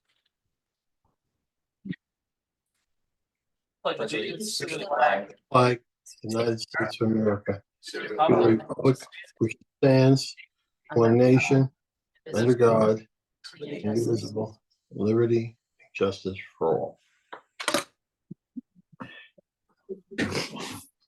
All right, we can have a roll call, please. Just easy.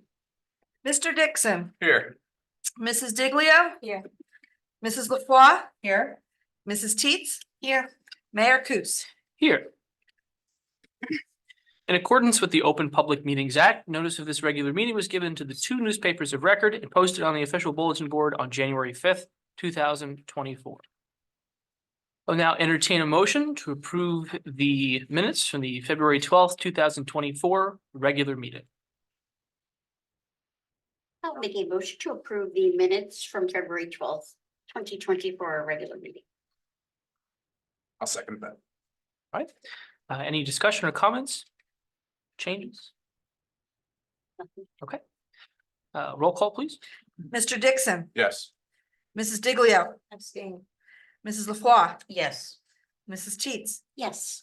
Mayor Kus. Yes. At this point in the meeting, the town council welcomes comments from any member of the public on any topic. To help facilitate an orderly meeting and to permit the opportunity for anyone who wishes to be heard, speakers are asked to take one turn at the microphone and please limit their comments to 3 minutes. The clerk will keep time. If reading from a prepared statement, please provide a copy and email a copy to the clerk's office after making your comments so it may be properly reflected in the minutes. Council may choose to comment after the entire public portion has concluded. Please identify yourself and spell your last name for the record. And as is customary, we'll begin with anyone in person. Not seeing anyone, we'll transition to Zoom. If anyone would like to speak, please indicate so by raising your hand.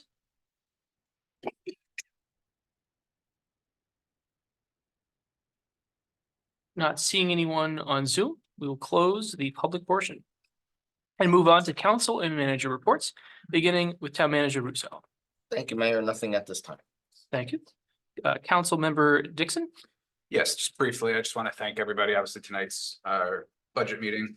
We had the first half already and we're going to continue with the second half. But I want to thank everybody, all the staff for all their hard work in putting together this budget that we are hearing tonight. That's all I have. Thank you. Council Member Diglio. Well, I want to repeat the comments. I want to thank the staff, Tom, and people that are here to listen to the budget hearing. And as many of you know, I've been working on the St. Patrick's Day Parade, which is March 16th. Kickoff is at 11 o'clock. And I'm also working on the Memorial Day Parade, which is May 27th. And the kickoff is 10 o'clock with a service at Memory Park at 11 o'clock. I also have been attending the prime time meetings. The prime time seniors have now been moved from the firehouse on Mill Street because of renovations, the Newton First Aid Squad over on Sussex Street. So any seniors interested, 55 and older, you're welcome to come and join the prime time. And that's all I have to say right now. Thank you. Councilmember Teets. Just a couple things, Monica. Obviously, thank you for the budget because I know how painful the process it is. And I'm sure this is probably the last place you want to be this evening, so we appreciate it. And also a quick happy birthday to Helen, because I'm sure there's other things more fun to do on a birthday than the budget meeting, but to all of you in attendance, you know how important it is, and it's, you know, vital to our town, and it's very much appreciated, especially, you know, by the staff that come here to support it and answer our questions. So appreciate that. Mr. Russo, I'm not sure if you were the one, but I had an action from the school board meeting to come back and ask you to upload the school's videos, their advertisement videos for the individual schools.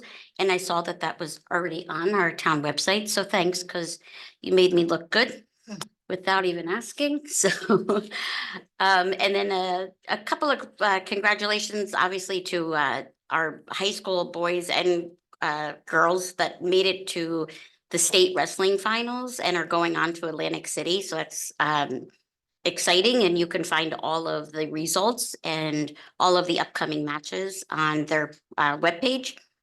And just a quick shout out for Jay Flager and Boot and Tire. Jay has recently retired as of this last Friday. Jay and his family, huge supporters of the town, its events, obviously the fire department. I know Jay and Lynn do not plan to go anywhere. Luckily, their family is all close by. So we wish Jay, Lynn, and the entire family the best in their retirement. And I too am working on the St. Patrick's Day Parade, and Sandy will probably laugh at this, but I'm excited that we have the mummers coming to the parade this year. So I'm really hoping that we build on the parade and looking forward to seeing everyone there. And if you don't know what a mummer is, Google it. We're getting excited. Thank you. Thank you. Deputy Mayor LaFois? Yes, thank you. The mayor and I attended the February 21st planning board meeting, so there was one item of discussion, application, normal business happening there at the planning board.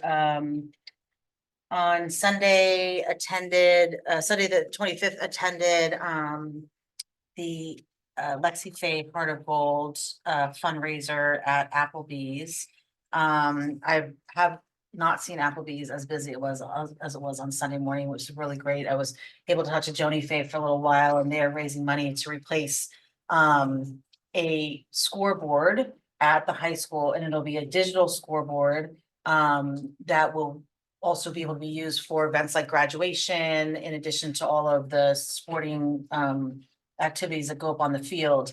But it's a $400,000 price tag, and they're trying to raise all the money for it, and know that it'll likely be there for a very long time, because it's not something that the high school would work into their normal course of budgeting or be able to fundraise for. So it was really great to see so many current Newton High School students, Newton High School alumni, lacrosse teams, sporting teams, just so many there. There's so many people there with pictures of Lexi all over the place. It was really a wonderful community turnout. And I know that Joni and the family were so very appreciative.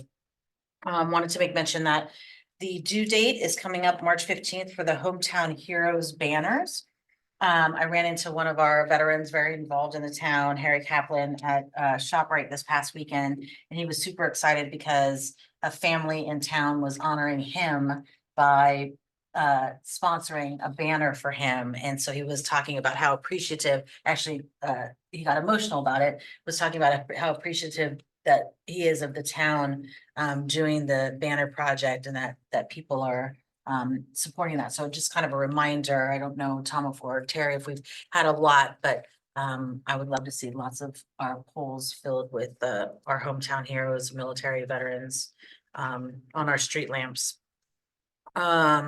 Also, just wanted to make mention, it was posted on our website at the end of January, but the United Way of Northern New Jersey and its partners are offering free tax preparation services for low and moderate income households.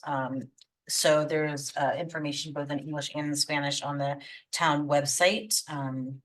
I know lots of people are starting to work on their taxes, and Tom checked for us, but there's also a program, and Tom, I don't have it in front of me, but a program at the state level for our seniors who can apply for a tax.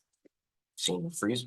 The freeze? The senior freeze, right, thank you very much. And Tom did a little research. We do have some seniors that apply or will be applying or are applying for that, but wanted to make mention of the state's senior freeze program during this tax season. And then finally, I also want to echo my thanks and appreciation to Tom, to Monica, to all the department heads and staff that have been here tonight, presenting on their various department budget items, and we'll continue to do that after the meeting.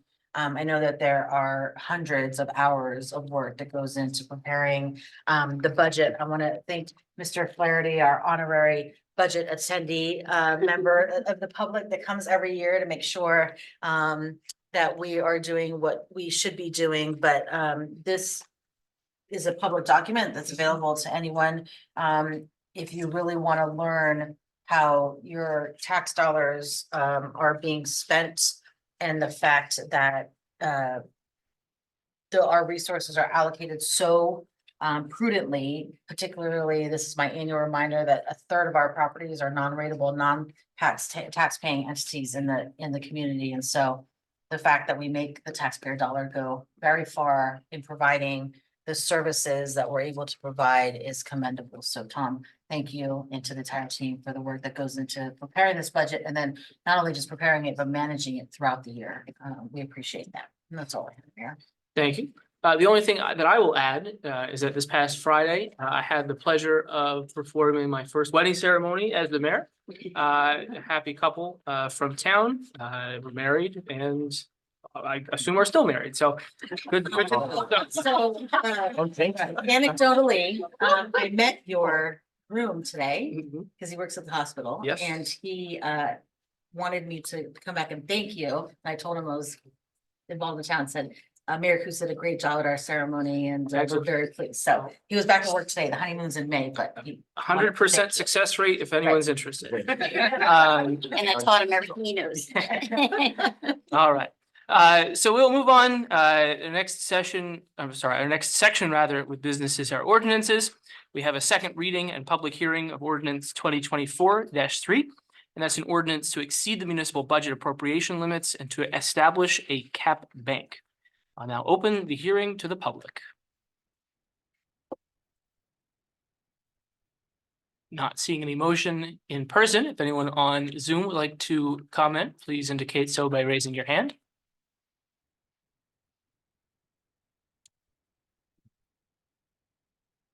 Not seeing anyone on Zoom, we will close the hearing to the public. And I'll entertain a motion to approve the ordinance. I will make a motion to approve ordinance 2024-3. I'll second. Any discussion or comments? All right, I'll entertain a roll call. Mr. Dixon, Yes. Mrs. Diglio, Yes. Mrs. LaFois, Yes. Mrs. Teets, Yes. Mayor Kus. Yes. We'll move to ordinance 2024-4, which is a bond ordinance providing an appropriation of $800,000 for renovations to Firehouse Number 1 by the town of Newton and the county of Sussex, New Jersey, and authorizing the issuance of $760,000 bonds or notes of the town for financing part of the appropriations. I'll now open the hearing to the public. If anyone in person would like to speak? Not seeing anyone, we'll move to Zoom. Please indicate your desire to comment by raising your hand. Not seeing anyone on Zoom, we will close the hearing to the public. And I'll entertain a motion to act on the ordinance. I will move to act on ordinance 2024-4. And I will second the ordinance. Any comments or discussion? All right, a roll call, please. Mr. Dixon, Yes. Mrs. Diglio, Yes. Mrs. LaFois, Yes. Mrs. Teets, Yes. Mayor Kus. Yes. We'll now move to ordinance 2024-5, which is an ordinance to amend, revise, and supplement the length of service award program or LoSAP schedule for the members of the Newton Town Volunteer First Aid Squad. We'll now open the hearing to the public. If anyone in person would like to speak. Not seeing anyone in person, we'll transition to Zoom. If anyone would like to speak, please indicate so by raising your hand.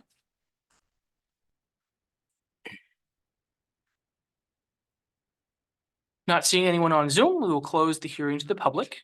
I'll entertain a motion to act on the ordinance. I'll make a motion to act on ordinance 2024-5. I'll second. Any comments or discussion? All right, a roll call, please. Mr. Dixon, Yes. Mrs. Diglio, Abstain. Mrs. LaFois, Yes. Mrs. Teets, Yes. Mayor Kus. I abstain.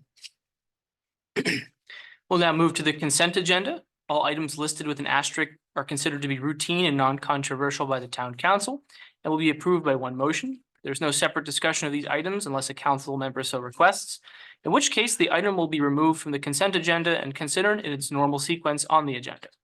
Mr. Russo, if you wouldn't mind a rundown, please. Sure, 83 cancels an appropriation of $116.73 municipal alliance. 84 allows us to apply for a grant to assist in the repair of the roller hockey rink. You have various taxi cab and junk license renewals from the clerk's office. 91 is credits to water, sewer, utility. 92 bills and vouchers, and then we'll have one resolution off consent. Thank you. I'll entertain a motion to approve the consent agenda.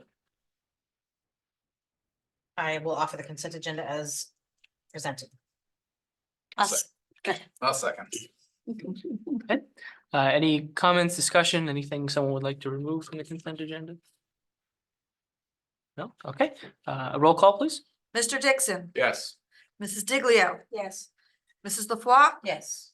Mrs. Teets, Yes. Mayor Kus. Yes.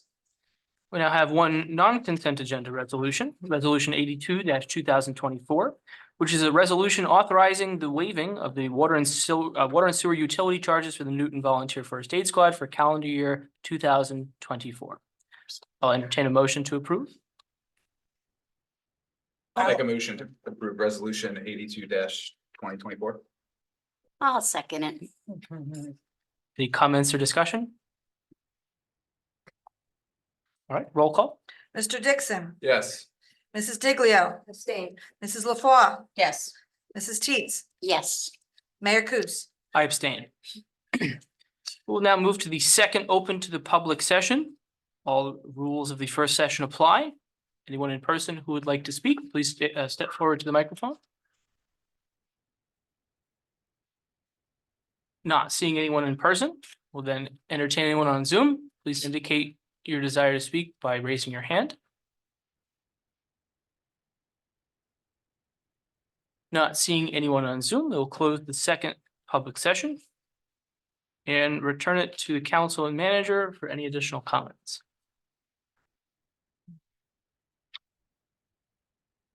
Thank you. Not seeing or hearing any comments, I will entertain a motion to adjourn the meeting. So moved at 7:20. I'll second. And all of those in favor? Aye. Thank you. Right, so we'll switch back to budget.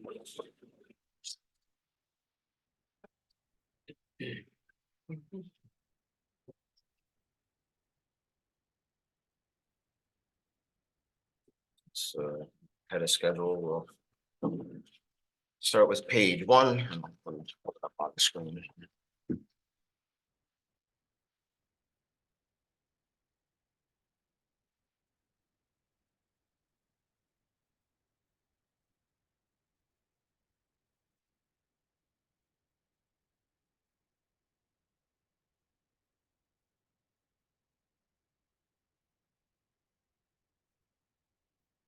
All right, so page 1 is just a annual mentioning of our guiding principles for cost effectiveness, protecting core services and revenue enhancement.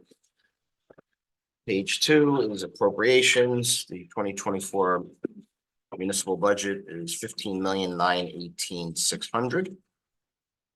66% of the budget is salaries and benefits of 65 full-time and 84 part-time seasonal intern employees, total of 149. So the chart down below, you can see the breakdown between salaries, health, dental, vision, workers' comp, pensions, FICA, SUI, absence, accumulated absence, retirement, LoSAP, and then you have operating expenses, debt, capital deferred, reserve for tax appeals, the RUT, and grants as they stand as of the writing of the budget.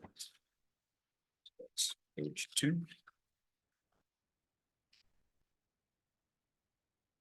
Page 3 is the beginning of the Scott pages.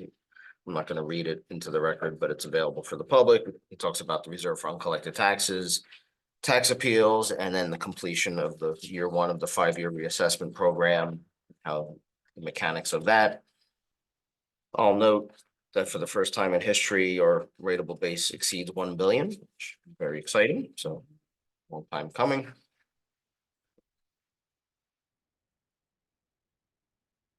Page 4 gives you the 5-year historical, 6-year actually, 2019-20. It's incredible. Yes, you see the change in the ratios and some additional narrative from Scott about appeals. Total tax dollars at risk. And then page 5, he continues on with the tax court of New Jersey.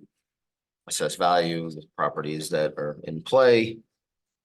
They'll keep us posted. And then page 6 bottom is just the healthcare coverages in both current water, sewer, medical, dental, vision, EAP, insurance waivers, and Medicare reimbursement.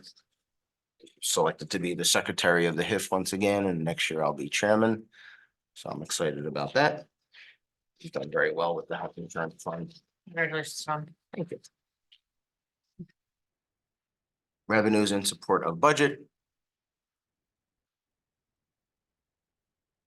Totaling the 15,918,000, and we'll go into, additional details when I continue through the rest of the pages. So the most important paragraph that everybody stares at, the property is average assessed property was 185,638. The new level is 318,778. The average municipal tax last year was 2,899. This year it's going up to 2,958, which is slightly under $5 a month, which is consistent with what we've done the past 2 years. Water and sewer, we already discussed, but water sewer budget is 6,225,691, and there's 2,768 accounts. And I just want to thank the staff. I want to thank the council. I want to thank Monica for her last budget here in Newton. It's been a pleasure, and she put in a lot of extra hours. And we had to slide food and water underneath her door to keep her hydrated and fed while she was waiting on numbers from Scott and the county. But she put a lot of extra time into it this year, so I want to recognize that. Especially in the middle of all the reassessment. Yeah, work. it's I just mean, a lot of moving parts between Scott and then the county. So, but I thank Monica for her work. Page 8 is the officials. You know who you are, but we update this list, some new faces. Some new names, mostly stable in that regard. The org chart, the only change is animal control under emergency services with the police. Page 9. Monica, you want to just throw out the couple sentences on the cap calc, why we do that, what that is, page 10. Okay, yeah, the Trenton is allowing a 2.5% based on a cap. So many accounts and expenses are what they consider to be a cap, 2.5, and they're allowing 1% increase by passing this ordinance. So the total of the 2.5 and the 1 is 405,000 and change over last year's what was in cap. And the reason we do this ordinance, it's a safety net in case something happens during the year. And we do have to go out, for a large expenditure that we already have permission. If you do not say yes to this ordinance, which we already did tonight, your lucky attorney, auditor, CFO, and town manager gets to spend a day in Trenton pleading their case to the local finance board. So it's our safety net to approve this ordinance. So God forbid something does happen within this year. It's covered. Thank you. Page 11 gives you revenue comparison, going back actually to 2013. So 2013 through 2024 gives you breakdown, fund balance, energy receipts, municipal relief, Garden State Trust, other sources of revenues, the local tax impact. You see the total budget, 15,918,600, state aid, total budget, percentage against the budget, et cetera, et cetera. I'll save fund balance for a couple pages down, but both 11 and 12 give you an idea of revenues current on 11, and then 12 gives you the water sewer that you've already reviewed.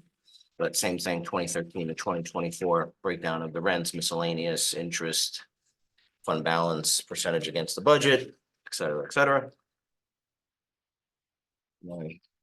Page 13, from Randolph, dollar bill lives on.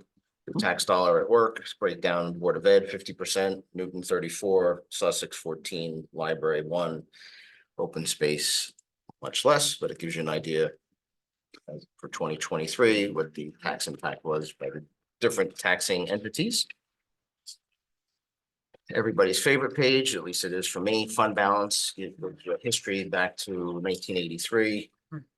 Present, you see the surplus available, 4,451,632 used to support 2,457,345, balance almost 2 million. So very strong fund balance, which helps us obviously minimize tax impact and do different projects, save for a rainy day. I mean, it's just, for our size budget, that's a very good number for total surplus available. So proud of that.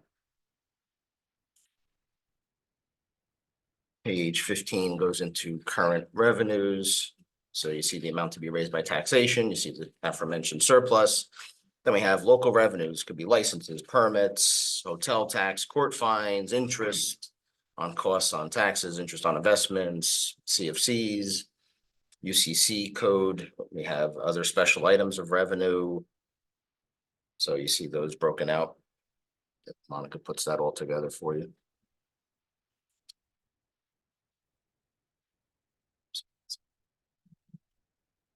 For that crowd. Okay. That's it for that crowd. Roll payments are there. Yeah. $600,000. Good question though on that. Yeah.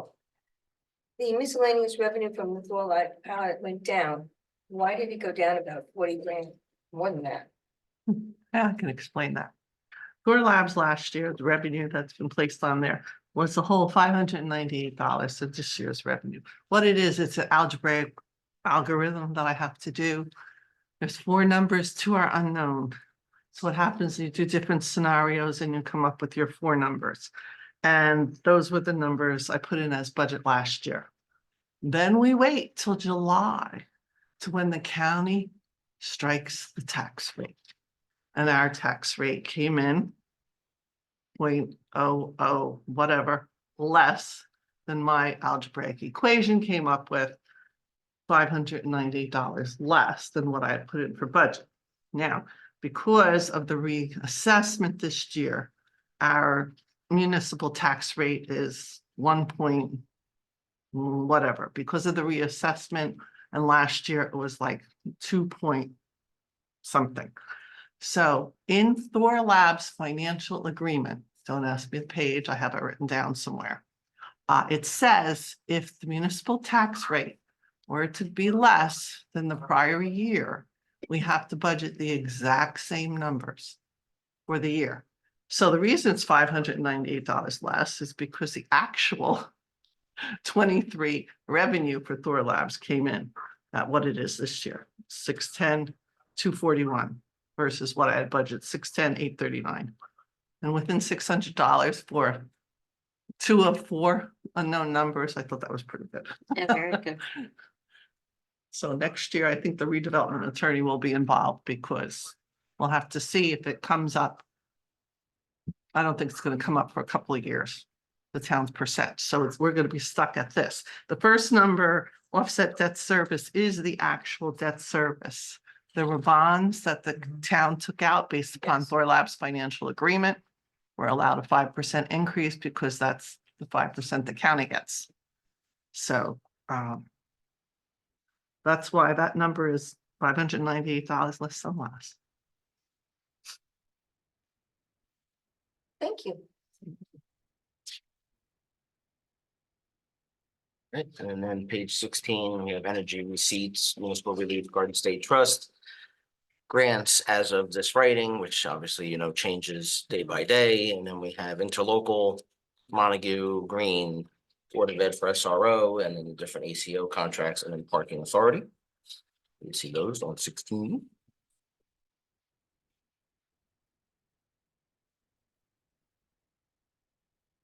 $17 is the last page, 15,918,600, less than collected, less than budgeted last year.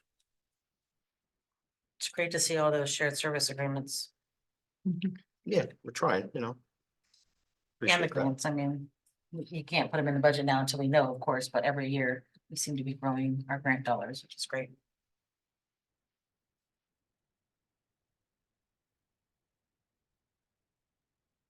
So that's. All right, we'll jump to page 18. Manager's office, S&W and other. There's been some reallocation of some line items from water sewer to, so if you see some things like marketing or some other ones, we've, you know, we've tried to shift dollars away from water and sewer back into current now that we have the ability to do that. So that's why you see some numbers that might be a little off. I was specifically my question about grant writing and marketing and those, that's reallocation for water and sewer. Grants the same as last year. Marketing is a pinch higher because of the reallocation. But everything else is.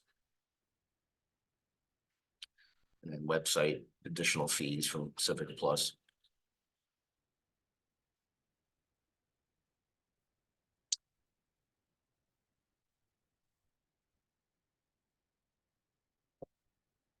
questions on 18? 19, we have HR and council. Jen Dodd and all of you. That's 19.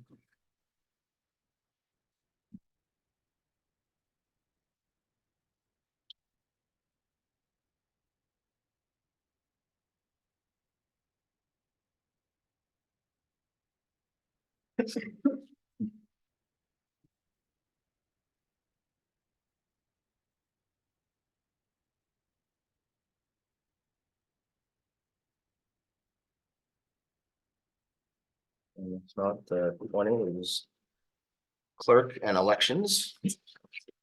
Terry Page, it's 20. The postage increase is just to offset the increase in postage. Or are we anticipating another mailing? I mean, I initially had thought it was election because it was election year, but I see that that's carried forward below. Part of it is the increase in postage. Mhm. Part of it is now we do send out our estimated bills that cost us, Estimated tax. bill. yeah, Yes. that costs a little bit, so that's an We send additional. that out and right away. By the time the county collects all the towns, we're usually past our due date. Makes sense. So that's another mass mailing.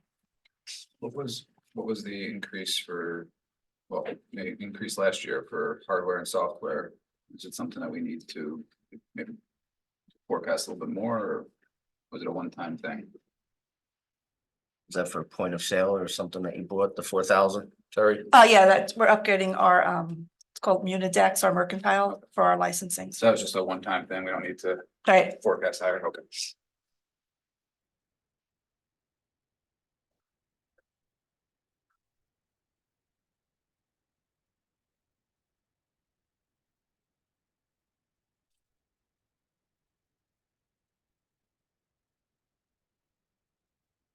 Nothing else on 20, on 21. We go into Monica Page. Is there any questions on finance?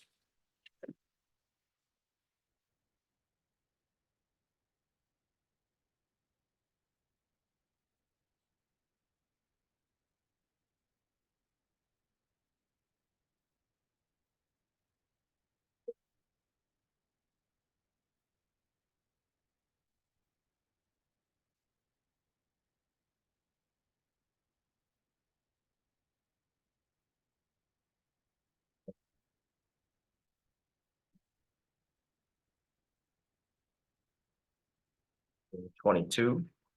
In 23, we have tax collector, tax assessor, legal and engineering, 22 and 23.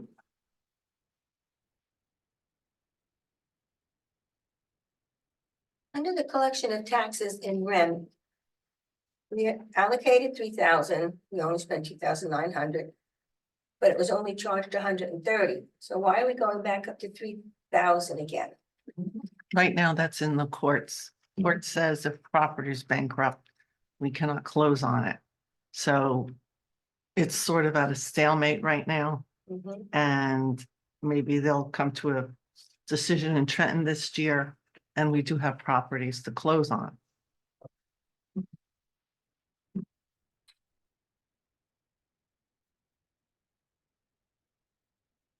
Down in, do we have contracts this year that we're going to be negotiating? Okay. Why then are we looking at 55,000 for labor relations? Because anytime there's contractual issues or discipline issues or other things labor related, we spend money on Jim Pruzanowski's firm. So it's not just contract. Oh, okay.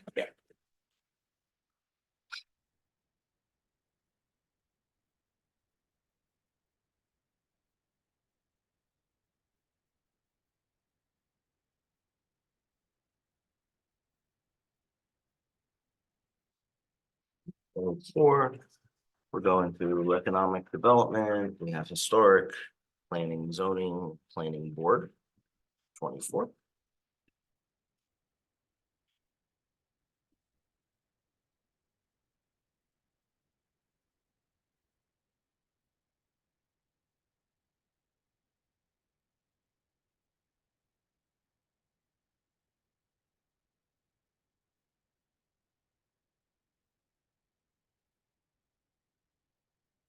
Can you just remind me, we have the planning board planner, the planning board attorney, the planning board consultant service? Can you just remind me what? Well, we have Glenn Keynes from Wiener Lesniak LLP gets a monthly payment independent of escrow. Sometimes we're charged, if there's something that's not escrow, could be a Jessica, could be someone else. Okay, so attorney's included in there, Right. okay, Yeah, the Glenn. And Jessica Claudwell. she's under planner, right? No, she's now in consulting service. nothing We're gonna under- eventually do. Oh, there's nothing, right? I'm There's sorry, I nothing for didn't see that, I planner. didn't carry that over, got it.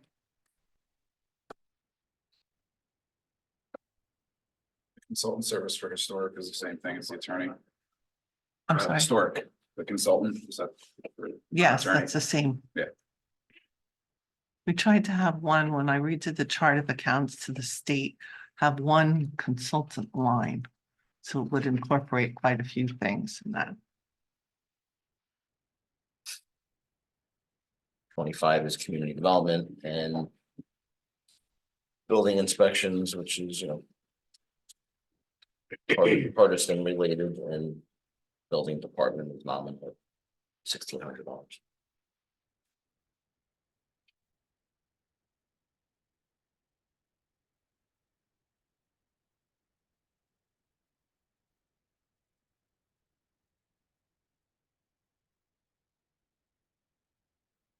$26, code enforcement.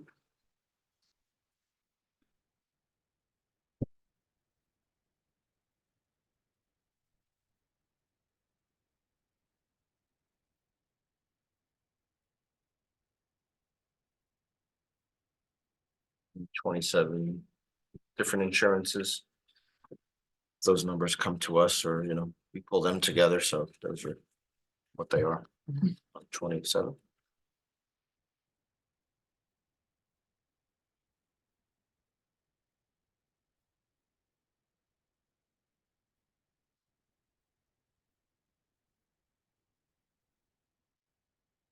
Why has the health benefit waiver changed so much?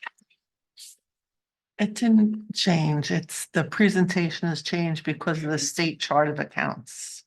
The 100 number for salary and wage and the 200 number for O&E are considered header accounts. And they should never have dollars budgeted. Under the old system, since we rolled in September from the old chart of accounts to state, the number that's there, the 27,000 that was charged, was as of the date of roll. And then for the balance of the year, it hits on 111, therefore we budget on the 111 line.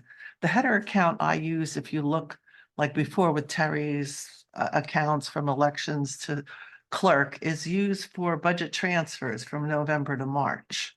That's what you use a header account for. Or for chapter 159. And it's also a number based on what we understand to be the waivers for the employees, which changes year to year. Can change. Yeah.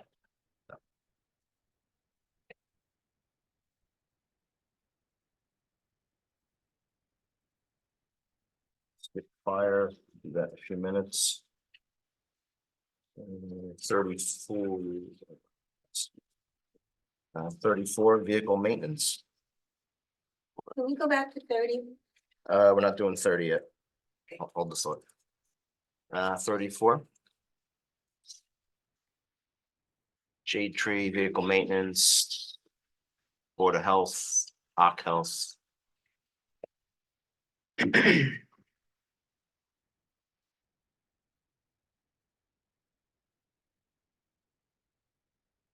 Questions on 34?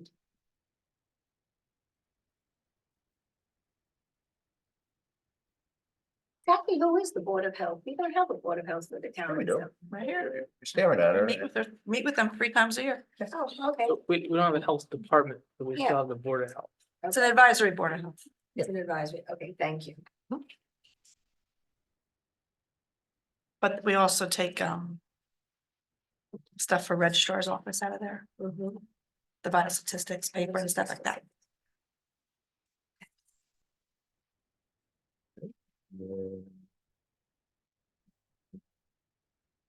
Jump to 39, utility.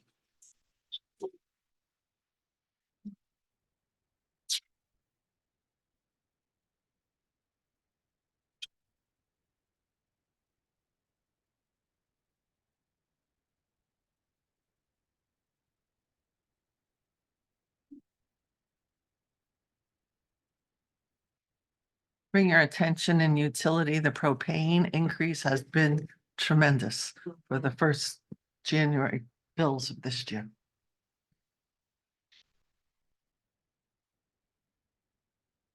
And it's going up.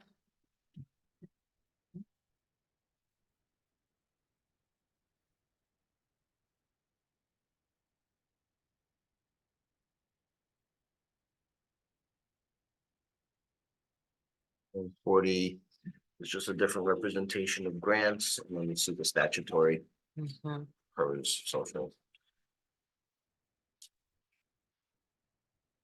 41 expenses related to the interlocals that we talked about on the revenue side.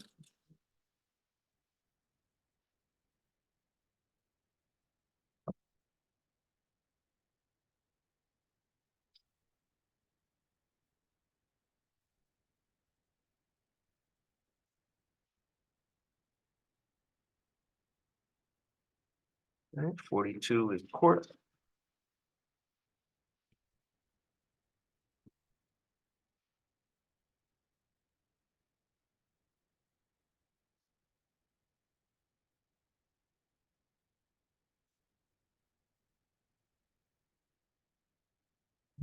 And the only things we didn't talk about is CIF. And you know, you have that later on too, but the 82,000 is down payment. We did the Memory Park electrical, we did the mower, we have the annual 20,000 for the furniture renovations, upgrades, you know, that's equipment that for any of the buildings, furniture. Plan endorsement, you guys have that info, that's the 2024 portion of that for Jess, that's 33,000. We submitted a report draft today to the state, so keep you posted on that. Police, we talked about the cameras, video recorders, the drone, and then there's just some redevelopment funds, nominal amount, just when we don't have escrow. We need a funding source to pay for like Dakota's or Jessica's work on something. So I cut it back this year, but we still have something budgeted, so we have some funds for that. So let's see, CIF. Let's see. 44 is Monica's page, debt, less payments, so it's a good thing, that shows you the debt payments. Different issues. I do have a positive note. Our tax collections last 2 years was around 98.6, 98.7. The number we used at 98.3. And that's the difference between 100% and what you actually get. That's the right number. So you see the grand total. We already did water sewer. Pages 52 through 55 is vehicles, you know, we track vehicles and age and VIN numbers and all that excitement. Any questions, always let me know on those, but we do that annually. 56 and 57 just gives you a little more detail on debt, you know, the issuance, the payment schedule, that type of thing. So you see that for current on 56, and then you see water sewer on 57. Those are what they are, real time. And then Monica asks a question like every year just about the debt service. I mean, rates have been high, but we seem to be tracking well on our debt service. I don't think that there's anything foreseeable in terms of opportunities to refinance or or do anything around any of our debt. No Right, yeah. refinancing right now. We're hoping through NJIB, we have 12 million looming with 4 projects from last year. And then earlier, the 2 million between 600,000 for sewer repairs and 1.4. We're hoping for principal forgiveness on that. And when we start doing the 4 major projects, which is the digester, the Sparta pump station, water improvements, we've gotten 2 OKs from NJIB to advertise. One's the water treatment chemical room, and then there's a PLC thing at Morris Lake. We got the approvals to start working on that from NJIB. And the reason I went with NJIB is they have 40-year financing of, you take, without the principal of forgiveness was President Biden's American Rescue Plan. He poured money into all the states and its infrastructure, water, then sewer improvements you can apply for. And each town is like, we're a small water system, you can apply for $500,000 and it's up to $1 million, the minimum payment, because we have a small water system, they can grant you principal forgiveness of $1 million. And then sewer, it's again $500,000 applying, but up to $2 million of principal forgiveness, as long as we dot every I and cross every T, and the pool of money is still available. This is year 2 of that program. But the 12 million we have out there, huge projects for water and sewer. And that's something that's looming. You know, that's why the rates were increased, which thank heavens they were, because it was 7 years without a water or sewer increase. Also, if you look at revenue, there's reserve for water, reserve for sewer in the revenue, and that's what was collected last year for 3/4 of the year under water sewer capital. All right, I think it was 75.5 for water and 69.9 for sewer. So that helps offset, you know, buying, you know, motors and pumps and supplies for water and sewer capital items. So the debt issue I tried to keep it as low as possible and pull in this year as much from reserves that we had when Debbie Milliken was here. She really put money away for different water issues and different sewer issues, which is fantastic. Plus taking advantage of the principal forgiveness under NJIB, it's 40-year programming. If there's no new programs, which we're going to go for, you usually get half of the expense. Let's say it's 12 million, 6 million will be financed at 40 years at whatever the closing rate is. It's AAA closing. The other half, the other 6 million is principal only. Your interest is forgiven. That's the normal NJIB New Jersey program. So because of President Biden's American Rescue Plan, you know, we hope to partake greatly and get rewarded greatly for those funds. So far as on current fund, I brought in monies over 100 and something thousand from general capital fund balance. And general capital fund balance is from the premiums on prior year's bonds or bond anticipation notes. When you go out to bid, if you ask for $1 million note, sometimes they'll come in with 1,010,000. So the 10,000 is considered a premium. It goes to the fund balance. So we've accumulated that over the years, and it's at 155. We brought in 145 into the budget to pay for a number of things. It's going to pay for crosswalks at Liberty Street, various pool improvements, and the unmarked detective vehicle. So we brought in the revenue to take care of that. As much cash that we have available to pull from resources, we try to do this. The same with the water and water sewer program. So there's less debt authorized. On the debt issue, in 22, we had 2.4. We had a note. Then we went to 4.8, which became a bond in 23. And with the wish list here of another 1.5, well, that'd be at 6.3. I'm not sure, for 1.5, I would go for a bond anticipation note, depending on what the interest is, the interest rates for this year. And sewer, we're gonna play that by ear to see about the financing. I hope to do, you know, after all the budget, do all the ordinances and then arrange for all the debt. And then I'll be leaving and the new CFO can take care of the financing of the debt. But I'll set it all up. Yeah, thank you for that, because I don't think many of us realize like the behind the scenes, monitoring of the debt. It's not just like you go get the money and then make the monthly payments. There's all the constant There's a lot. monitoring and taking advantage of various programs and looking at Right. our payment schedules and all of that. So I appreciate that. Our annual debt statement is on the website. We're at 1.77, which is fairly good. Mhm. When I came here, it was over 2, Mhm. but some bonds have lapsed in 2030. I have here on page 56 and 57, the expiration year of the different debt. And we do have one coming up in 2026 Mhm. on general capital, and we have one expiring in 2030 in water and sewer. So they'll be paid off. Thank you. We'll switch gears to page 30. Chief, you ready for us? All right, come on up. Table next to Monica. Just got called out. There's some fire, we'll get back to, Two calls. Their assistant as well.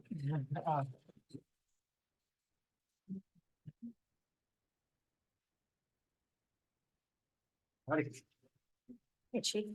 thanks for coming, chief. No problem. Anthony, Farrago was sick today, so we'll fill in for him with BMI radio. Fun. And the department's currently out on 2 calls assisting. Yep, on drilling, so good night. We'll keep it brief.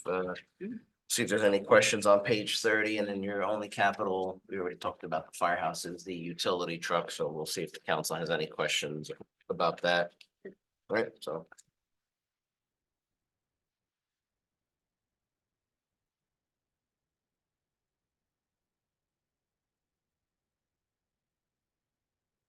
Is there anything on page 30 that we should be aware of? Kind of looks consistent. That's accounting for a lot of cost raises, so.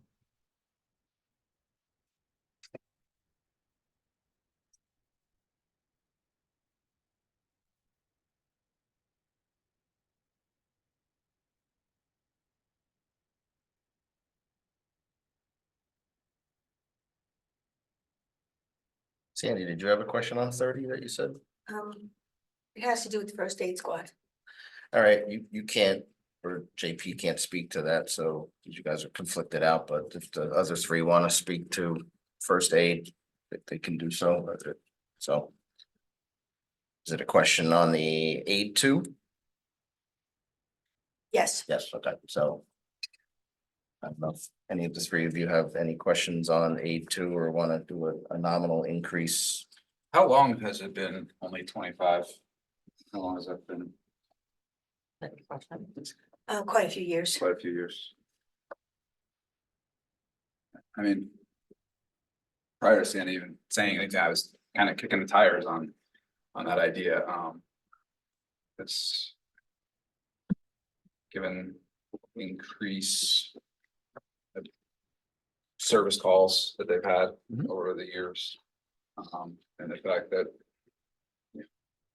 To my knowledge, you're still not doing any sort of billing or anything like that, right? Not at the moment. Okay, so given the fact that.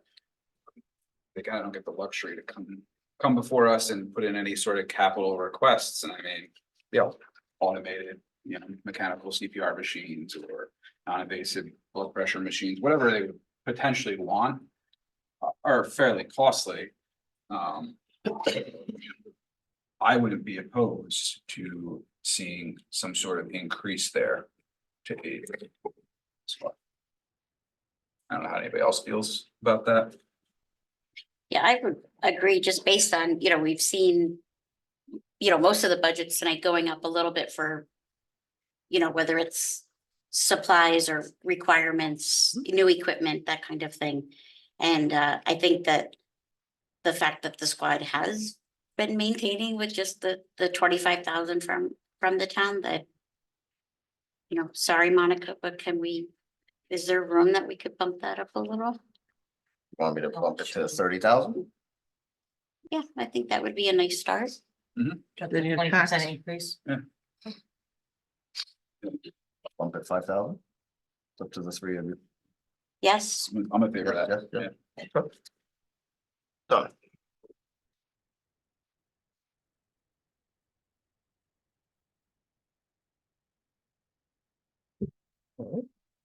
and I think the length of service awards is just that, like, that's not a, that is what it is, the squads and fire department. They'll be before you at next meeting, the 23 LoSAP awards. Thanks, Mom. Keith, can you just give us an idea about the utility truck, maybe just a little bit more color on that, what it is, what it's used for, where it would go, that kind of thing. Sure. Thank you. So over the years, we had some sort of other vehicle to use to run things around. We had an old ambulance that we repainted numerous years ago. And actually acted as a ladder truck for the fire next to the tire. We had all the ladder stuff in the back of it. Except the big ladder, and I needed that. So then we had the brush truck we kind of used for brush, and then we kind of used for going around stuff. And then for years, we've been kicking around the idea and budgetary items, kicking it down because we needed more pertinent stuff, but it's coming down to people using like POVs to move trailers and stuff like that. So we made a little list of what we use for, just to kind of give you an idea. So right now, squad 3 in the tower, station 1. So squad 3 rolls out and the call doesn't justify the need for the towers, just needs manpower and equipment. Having the utility there rolling a $90,000 truck instead of $1 million truck out. Still get the job done. So that would be one added bonus with having something with that capability. The new utility truck would have a complement of fire and rescue equipment on board.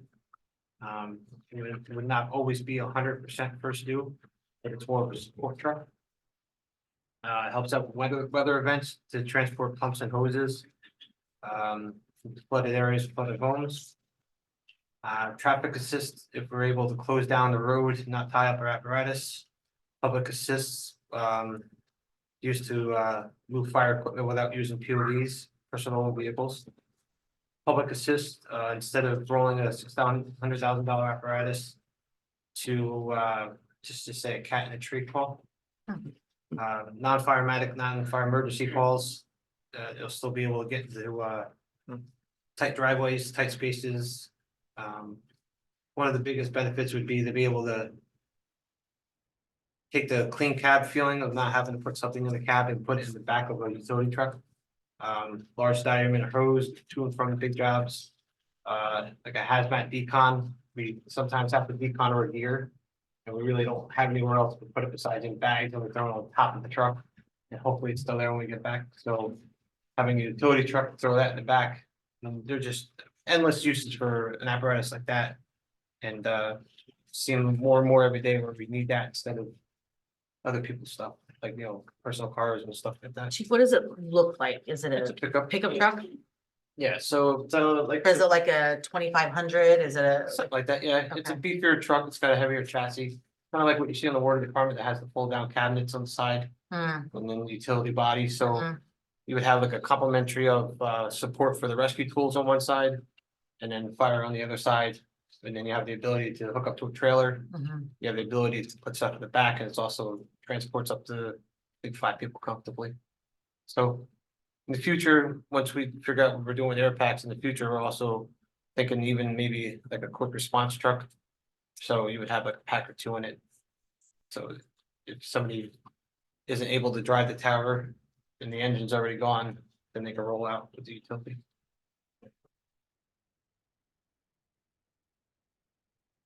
So 2 years down the road, we have the chief's vehicle up for replacement. Instead of expanding the size of the fleet, is it possible to integrate both into one? We kicked around the idea of doing something like what Sparta Fire does with their pickup truck and stuff like that. I think for a command vehicle to be a pickup truck, it's kind of useless. In the way that you do, to have the SUV ability to go to the scene, operate out of the rear underneath cover. Compared to a truck where you have to have a slide out tray, we weighed out the options of the truck being kind of more. I don't know, for more like a field operation for a big event kind of thing, almost like a fire marshal's size truck. Plus, sometimes we really only have room for an apparatus, let alone a decent sized pickup truck in the command area. Mhm. So this would be more subbing out and trying to utilize sometimes this instead of rolling a bigger piece out.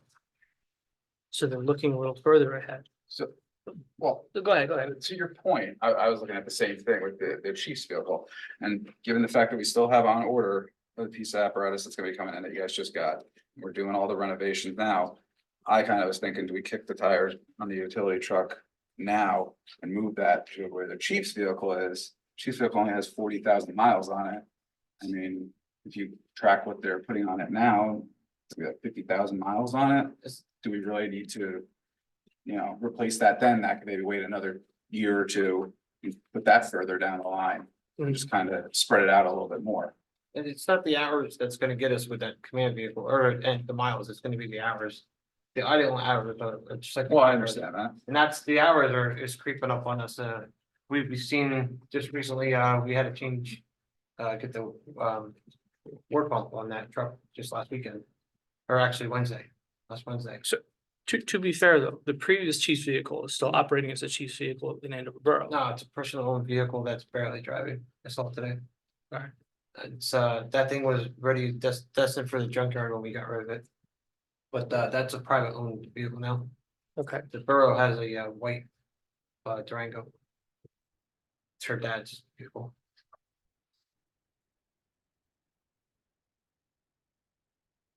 So. Jay, you said that the. What's this, the utility truck would roll in some situations instead of an actual fire truck? Yeah, if it's one, if it's just a people mover, if it's bringing equipment to and from scenes, to and from events, to and from fundraisers, or to and from like weather events. I mean, right now we're using POVs, so I'd rather not have somebody wreck their truck moving equipment for the fire department where we don't have anywhere to put anything in right now. So what is the plan for the Impala that you have, for that white car? How, that's supposedly the deputy's car once it gets on the road, it's gotta get lettered. They got that donated to us. So that's just. It was the effort to get the deputy some sort of command through vehicle, but So would there be a plan to just eliminate that vehicle with this vehicle or? I wouldn't be comfortable rocking the utility truck as a command vehicle because of the stuff that would be on it. But you have, so the SUV, but then there's the Impala or the white car, whatever it is, and then this vehicle. Right. So. We're just trying to, so the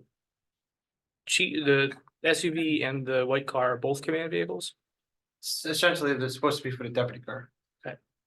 That's a slow process. It's nothing, we're trying to get a jump on it and try to do something with the vehicle that we got donated. Mhm. But it seems to like every time we get ahead, it's an 09 Impala, so we're getting tripped up every time we try to get it on the road. So is it worth continuing to put effort into that if we're looking to get a different vehicle?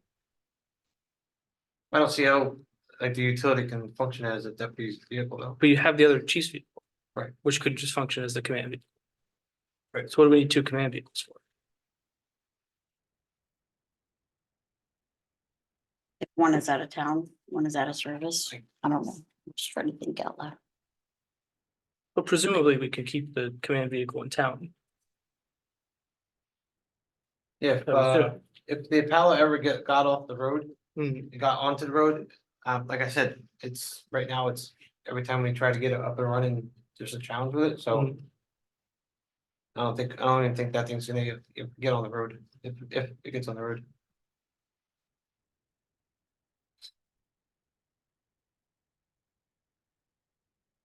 So I guess maybe the point of circulating is, we're expanding the fleet. But we have a vehicle that we're not using, that we're dumping money into. The utility, or the Impala? Yeah. Yeah, most of that work's getting donated and we did a lot of that stuff with a spare car that we found. Mhm. I think the most we spent on it was a battery and or And presumably the utility truck would not be garage kept. it will be station 3 or station 1. They're bay, where the Mac is. Is there room for two vehicles in there? The Mac's coming out. Okay.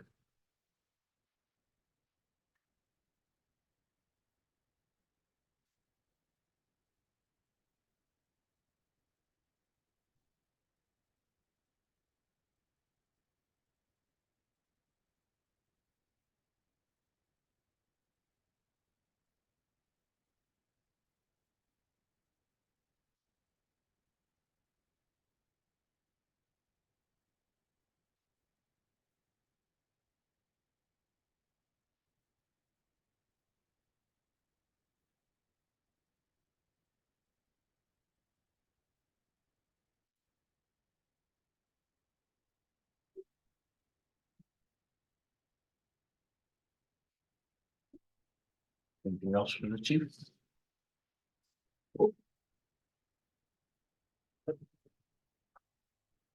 I'm good.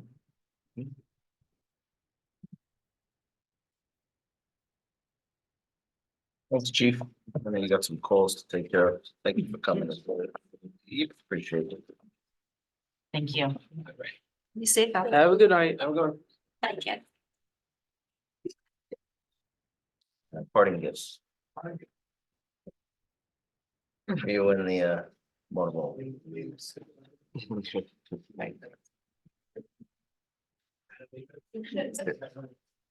Mayor, that concludes our presentation of my budget. Oh, thank you very much. Thank you. Our budget and it's had a schedule. Only two things. All right. Unless I heard otherwise, Babbitt Court, we're gonna reach out to Harold to see if that's feasible. And plus 5,000 aid to first aid, page 30. Those are the only two changes I heard. Potential changes.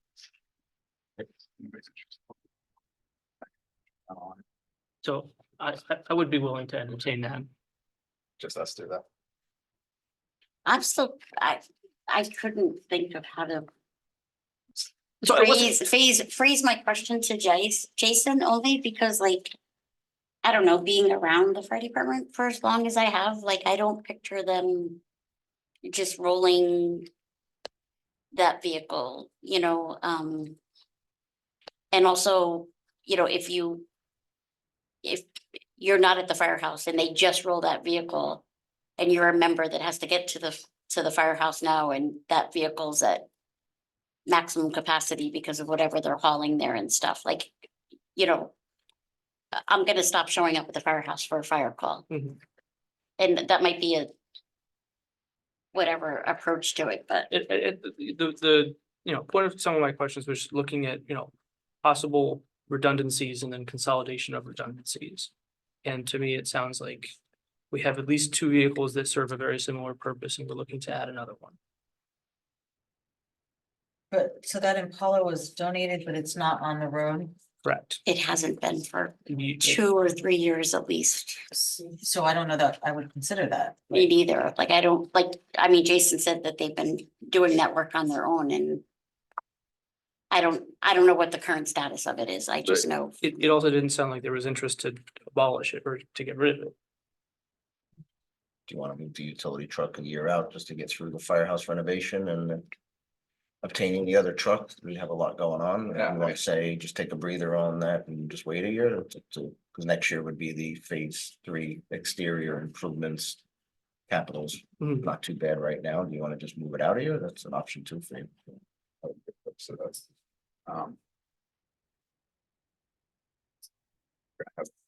it's 801 down the line too.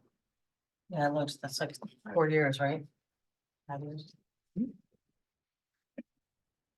Doesn't matter right now, but I'm just speaking because we're on the subject matter. And just, I wonder. You know, you try to replace them at 20 years. But you can also refurbish. Mhm. That's a pricey piece of apparatus because it's the tanker. So I wonder if it's worth them exploring that option. Mhm.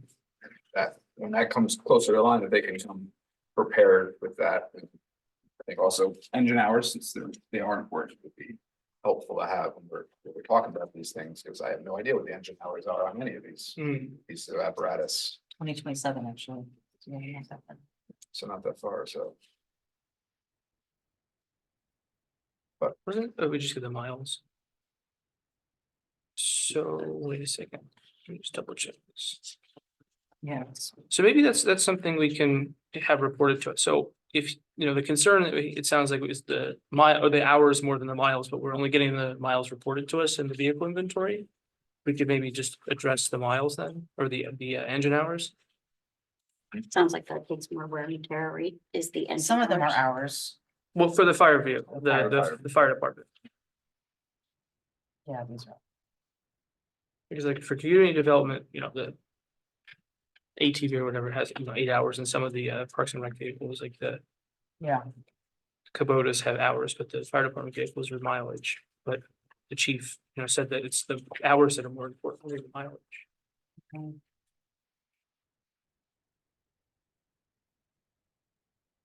Why is that so? Why is what so? Why are the hours more important than the mileage? Because the vehicles Because don't vehicles move, aren't far, and most, They're yeah, sitting there running, yeah. operating at a scene for hours on end. Mm-hmm. So if you're working a fire and you're there for 5 hours, you might have only drove a mile, but it just ran for Yeah. 5 hours straight. Idle for Yeah. ran like, yeah. Different wear and tear.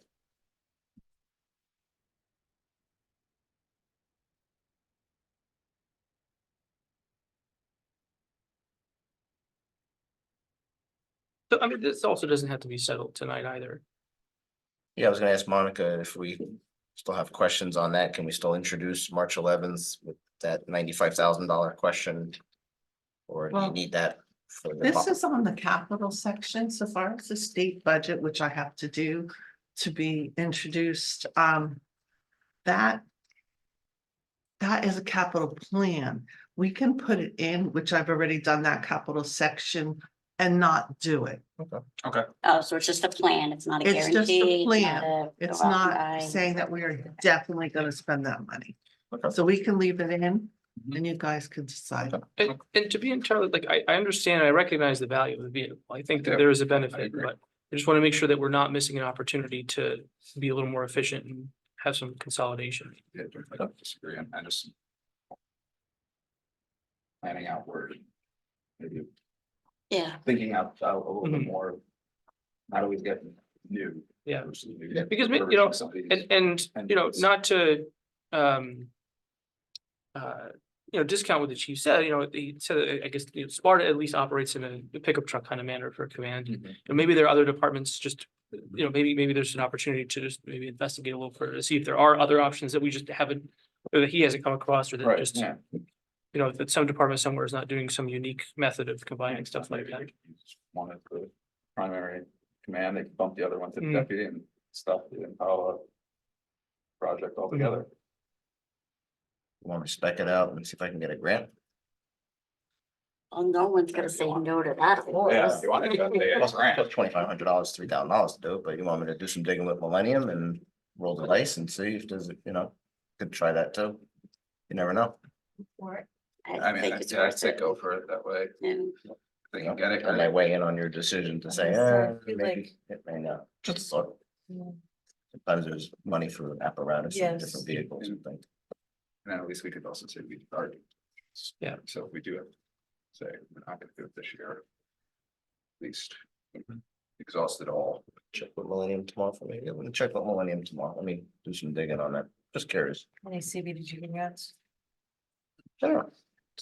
If there's something, they'll find it. That's why I said it might be worse. The only reason why I said, I know that our ESG and CDBG grants are due on the 29th this week. But that's, I mean, different funding, but I know that they're, oh, Yeah, well, let me check. Just curious. And just looking at the numbers too, like, are we comfortable? Have we gotten more than one estimate, say, on the HVAC system? Cause that seems, I hate to say the word cheap, but Oh, it's probably my low. building of Yeah. work is That's the lowest, I think. we Okay. got. That's what, we got the number, it was legit, but now we pulled Corey into it, now he has his HVAC guy getting involved, so yeah, it could be. Yeah, just looking at that $700,000. I mean, number and going yeah. through it personally at I my just other needed a job. placeholder to. Yeah. Yeah. I would anticipate it being significantly higher, Yeah. just You wanna tell them the big increase? I'm not telling, No? you tell All right, we were at 58.83 increase for the year. With the 5,000, we're at $60.37, so we're still at $5 a month. them. all right. Yeah, well, Good thing, Monica, we'd hate to keep you here for another 2 hours. Yeah. Let's update my cheat sheet. Have it ready. Done. All right, Mayor, if we could open it to the public on this, that'd be great. We'll now open this to the public. At this point, the town council welcomes any comments from any member of the public on any topic, or I'm sorry, on the topic of the budget rather. To help facilitate an orderly meeting and permit for the opportunity for anyone who wishes to be heard, speakers are asked to take one turn at the microphone and please limit their comments to 3 minutes. The clerk will keep time. If reading from a prepared statement, please provide a copy and email a copy to the clerk's office after making your comments so it may be properly reflected in the minutes. Council may choose to comment after the entire public portion has concluded. Please identify yourself and spell your last name for the record. And as is customary, we will begin in person. So if anyone would like to approach the mic, please do so. Good evening. My name is Neil Flaherty, Flaherty. I live at 154 Sparta Avenue. I want to start by complimenting, as I have in the past, the staff on all the hard work that went into preparing the budget. It may be because I have been here for more than several years every year that I'm getting used to it, and I'm actually able to read it and understand it much better. And I would encourage other citizens really to come to the meetings and understand face to face exactly how this budget comes to be. That being said, I do have one comment I want to make on the water and sewer capital improvement fund fee. I think that the current way that it is calculated disproportionately impacts the residential customers and really is not entirely fair because it doesn't really it penalizes the small residences who use less water and try to conserve. And it would be more equitable, I think, to have it on a per gallon charge that would generate the same amount of money, but the users who use a lot more, like the industrial, commercial, and the apartments, really are not paying their fair share. And I would ask you to look at either going to a per gallon charge or a sliding scale charge. That's all I have. Thank you. Thank you, Mr. Flaherty. Anyone else in public who would like to speak? Okay, not seeing anyone, we'll move to Zoom. If anyone would like to say anything, please indicate so by raising your hand.